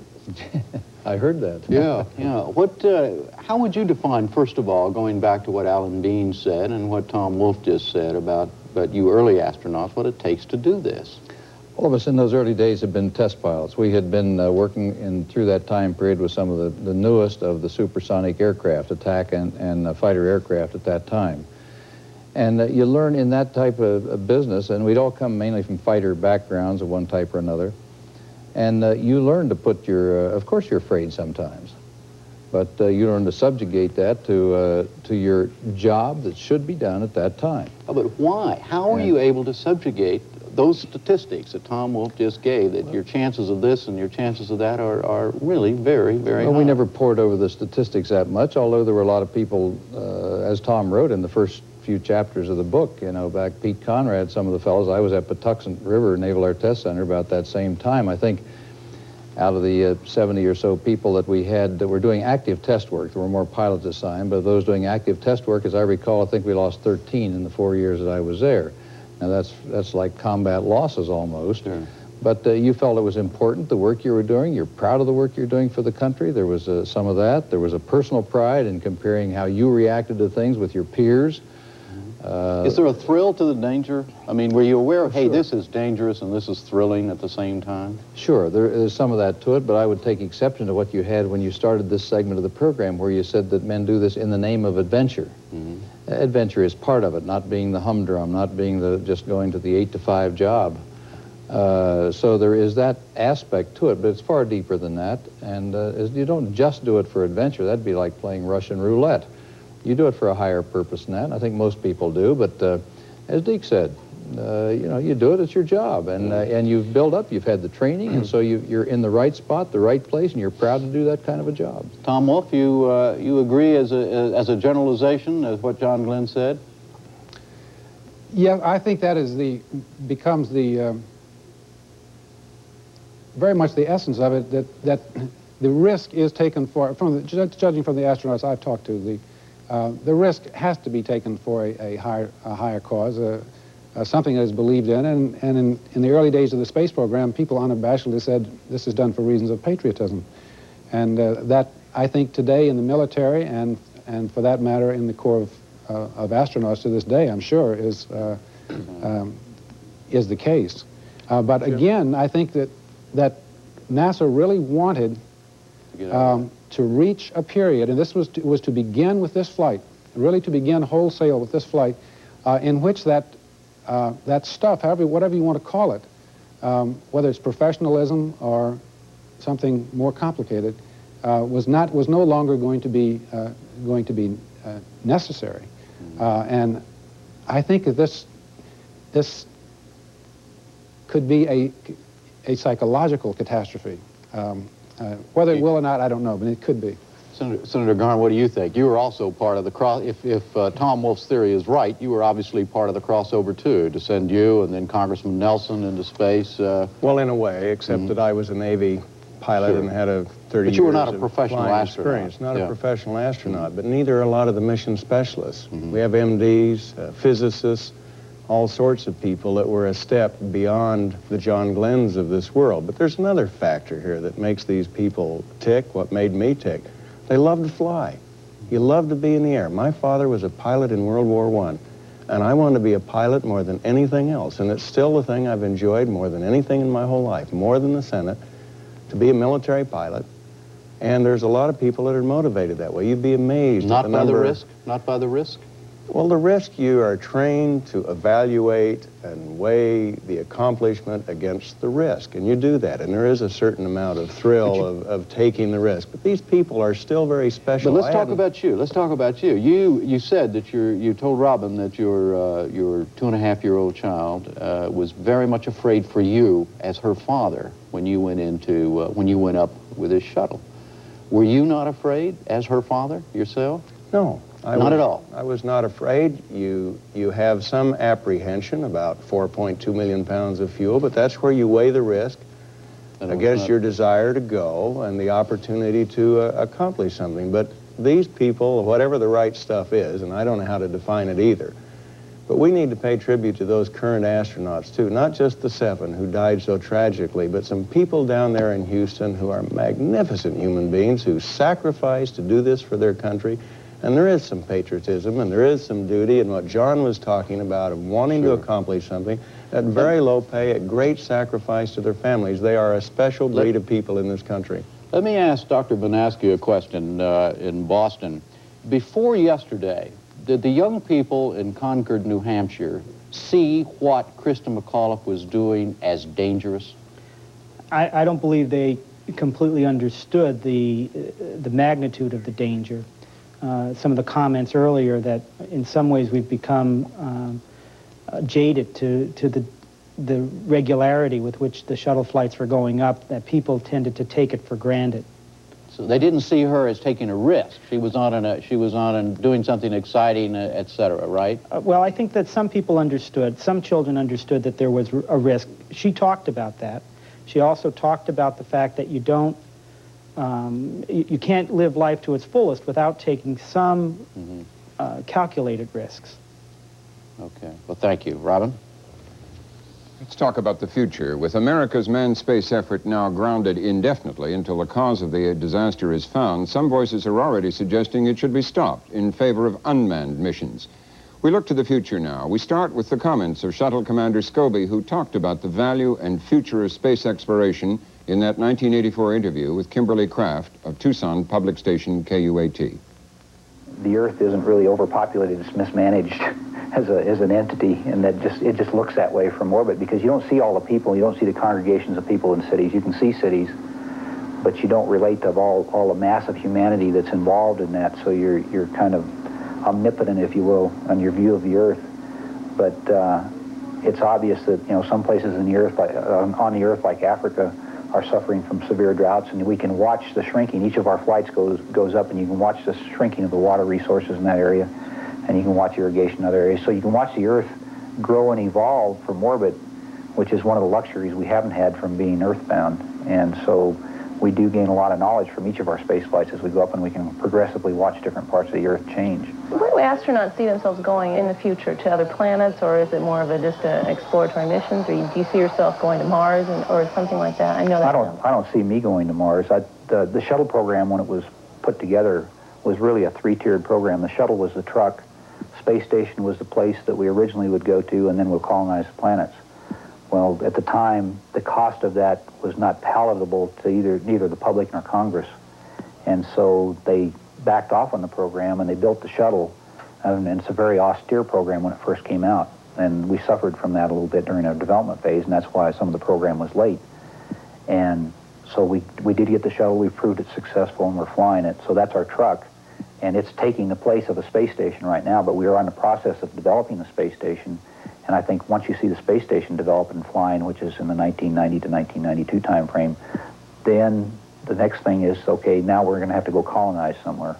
And I say have to because I think it's man's natural propensity to go explore.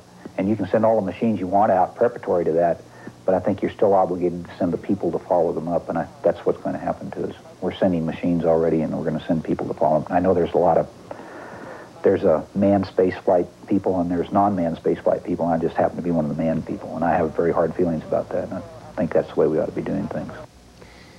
To pick up on Commander Scobie's phrase, the cost palatable, I'd like to hear each of you say, starting with you, Tom Wolfe, how is yesterday's tragedy going to change the public's, and therefore the tax-paying public's attitude to the whole future of the space program? Is the cost going to remain palatable?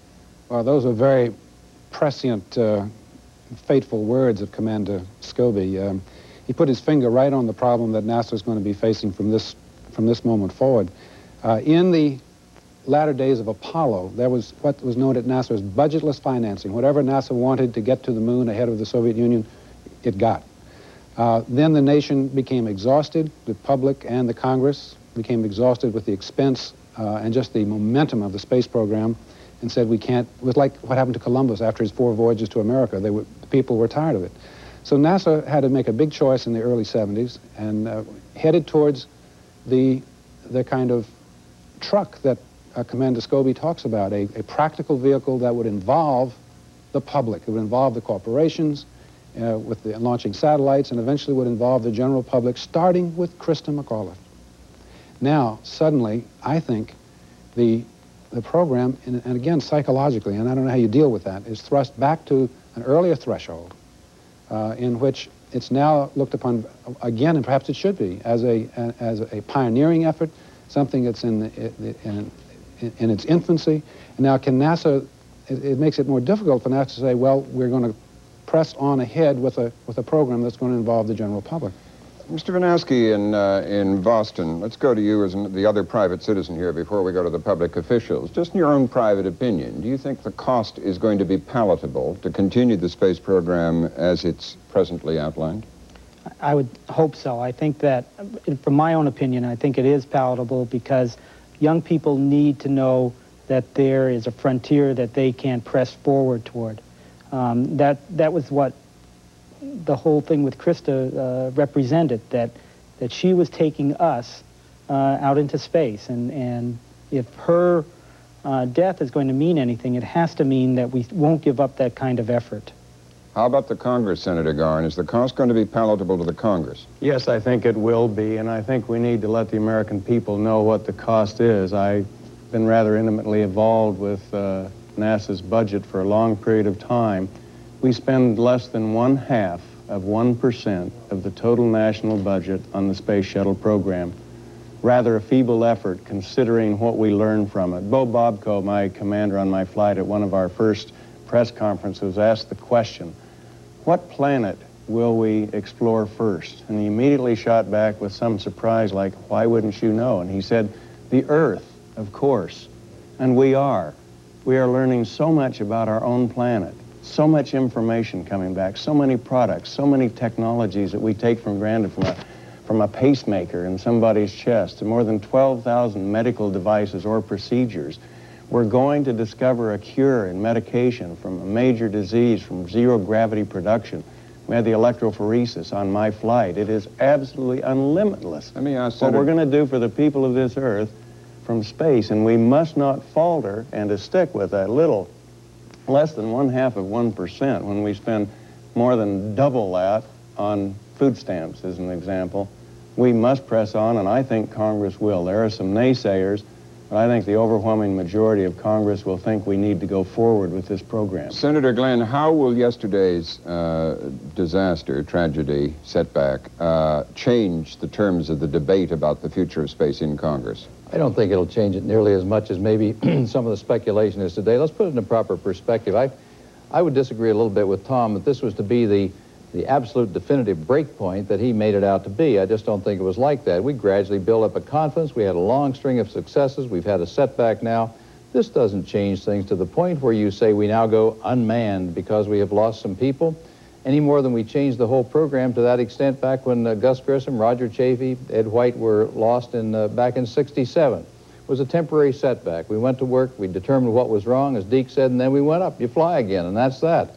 And if the program was worth it, which I very firmly believe it is, for all of the reasons of looking out into space for energy sources or whatever, or onboard manufacturing, Earth resources analysis, all of these things can be done from the vantage point of space better by people than they can by the unmanned probes that wherever we go, we'll always send out ahead of us. And so is it palatable? Yes, because it's worthwhile for the country and for all of our people here and for the whole world.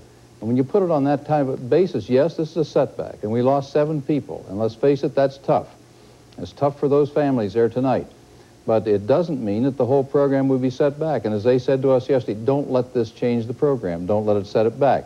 Their attitude is the one that I think the rest of the country will have and that I think the Congress will have. Do you agree with that, Tom Wolf? I think that what might actually happen would be that both the public and the Congress might once again be more open to the idea of what was originally planned by NASA in the late 60s, which was manned explorations of Mars, let's say, which would be a two-year flight, and which, to my feelings, is really more in keeping with the ultimate purposes of a space program, which is the opening up of the rest of the universe. John Glenn? Just very briefly, I'd be interested in hearing Dr. Vanaski's comment. I saw or heard on TV or radio today about a polls taken over the 18-month period after the pad fire where the 3 people lost their lives I just mentioned, and it showed a big increase in support for the program as sort of a, I don't know for why, but there was sort of a surge of interest in the program after that resulted in polling showing people more for the program instead of wanting to terminate it. Let's ask him, Dr. Rather Vanaski. interesting. Do you have a comment? I think that one of the things that might happen is that people would not want to see this be the end, that we don't want to end with a failure. We want to go on and make things better. Instead of saying, well, we've lost some people, so let's stop, I think a lot of people are going to say, we made a mistake here. Let's see if we can make it better in the future. Make that loss of lives worthwhile. Senator Garn, what about Tom Wolf's point that this might redirect people to look for an even bigger goal, like going to Mars? Well, I think you have to understand what an important cog the space station is in going to Mars, to be able to go to some of the outer planets, and that is the next step in that process, and that's where NASA would like to go, and I agree. The space station should not be slowed down. I hope the budget constraints do not do that. I hope the initial operation capability is by 1992, and then I would like to see us press on to explore Mars. Yeah, and should the idea of citizen astronauts be rethought? I don't think so. I don't think so. What do you think? Krista McAuliffe was capable of being an astronaut. She did such a good job in training. NASA was so pleased with her. she could have qualified and been a full-time astronaut, and I see no reason why that program should not continue. Well, gentlemen, we have to thank you all for joining us tonight. Tom Wolfe in New York, Mr. Vanaski in Boston, Senators Glenn and Garn in Washington. Jim? We end our coverage of the Challenger tragedy aftermath with the view of cartoonist Renan Lurie.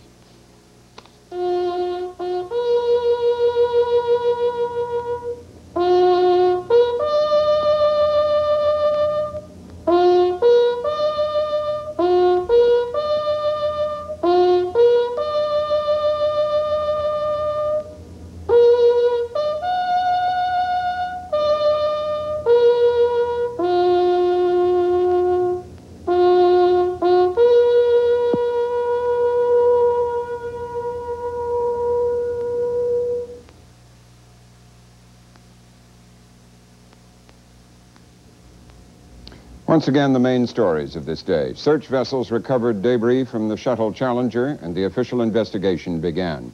Foreign leaders, including Pope John Paul II and Mikhail Gorbachev, expressed sympathy. 21 Mexicans died in an air crash on the Gulf of California. President Reagan nominated Richard Ling to be Secretary of Agriculture. Good night, Jim. Good night, Robin. We'll see you tomorrow night. I'm Jim Lara. Thank you and good night. Funding for the McNeil-Lehrer News Hour is provided by AT&T. Whether it's telephones, information systems, long-distance services, or computers, AT&T. Funding also is provided by this station and other public television stations, and the Corporation for Public Broadcasting.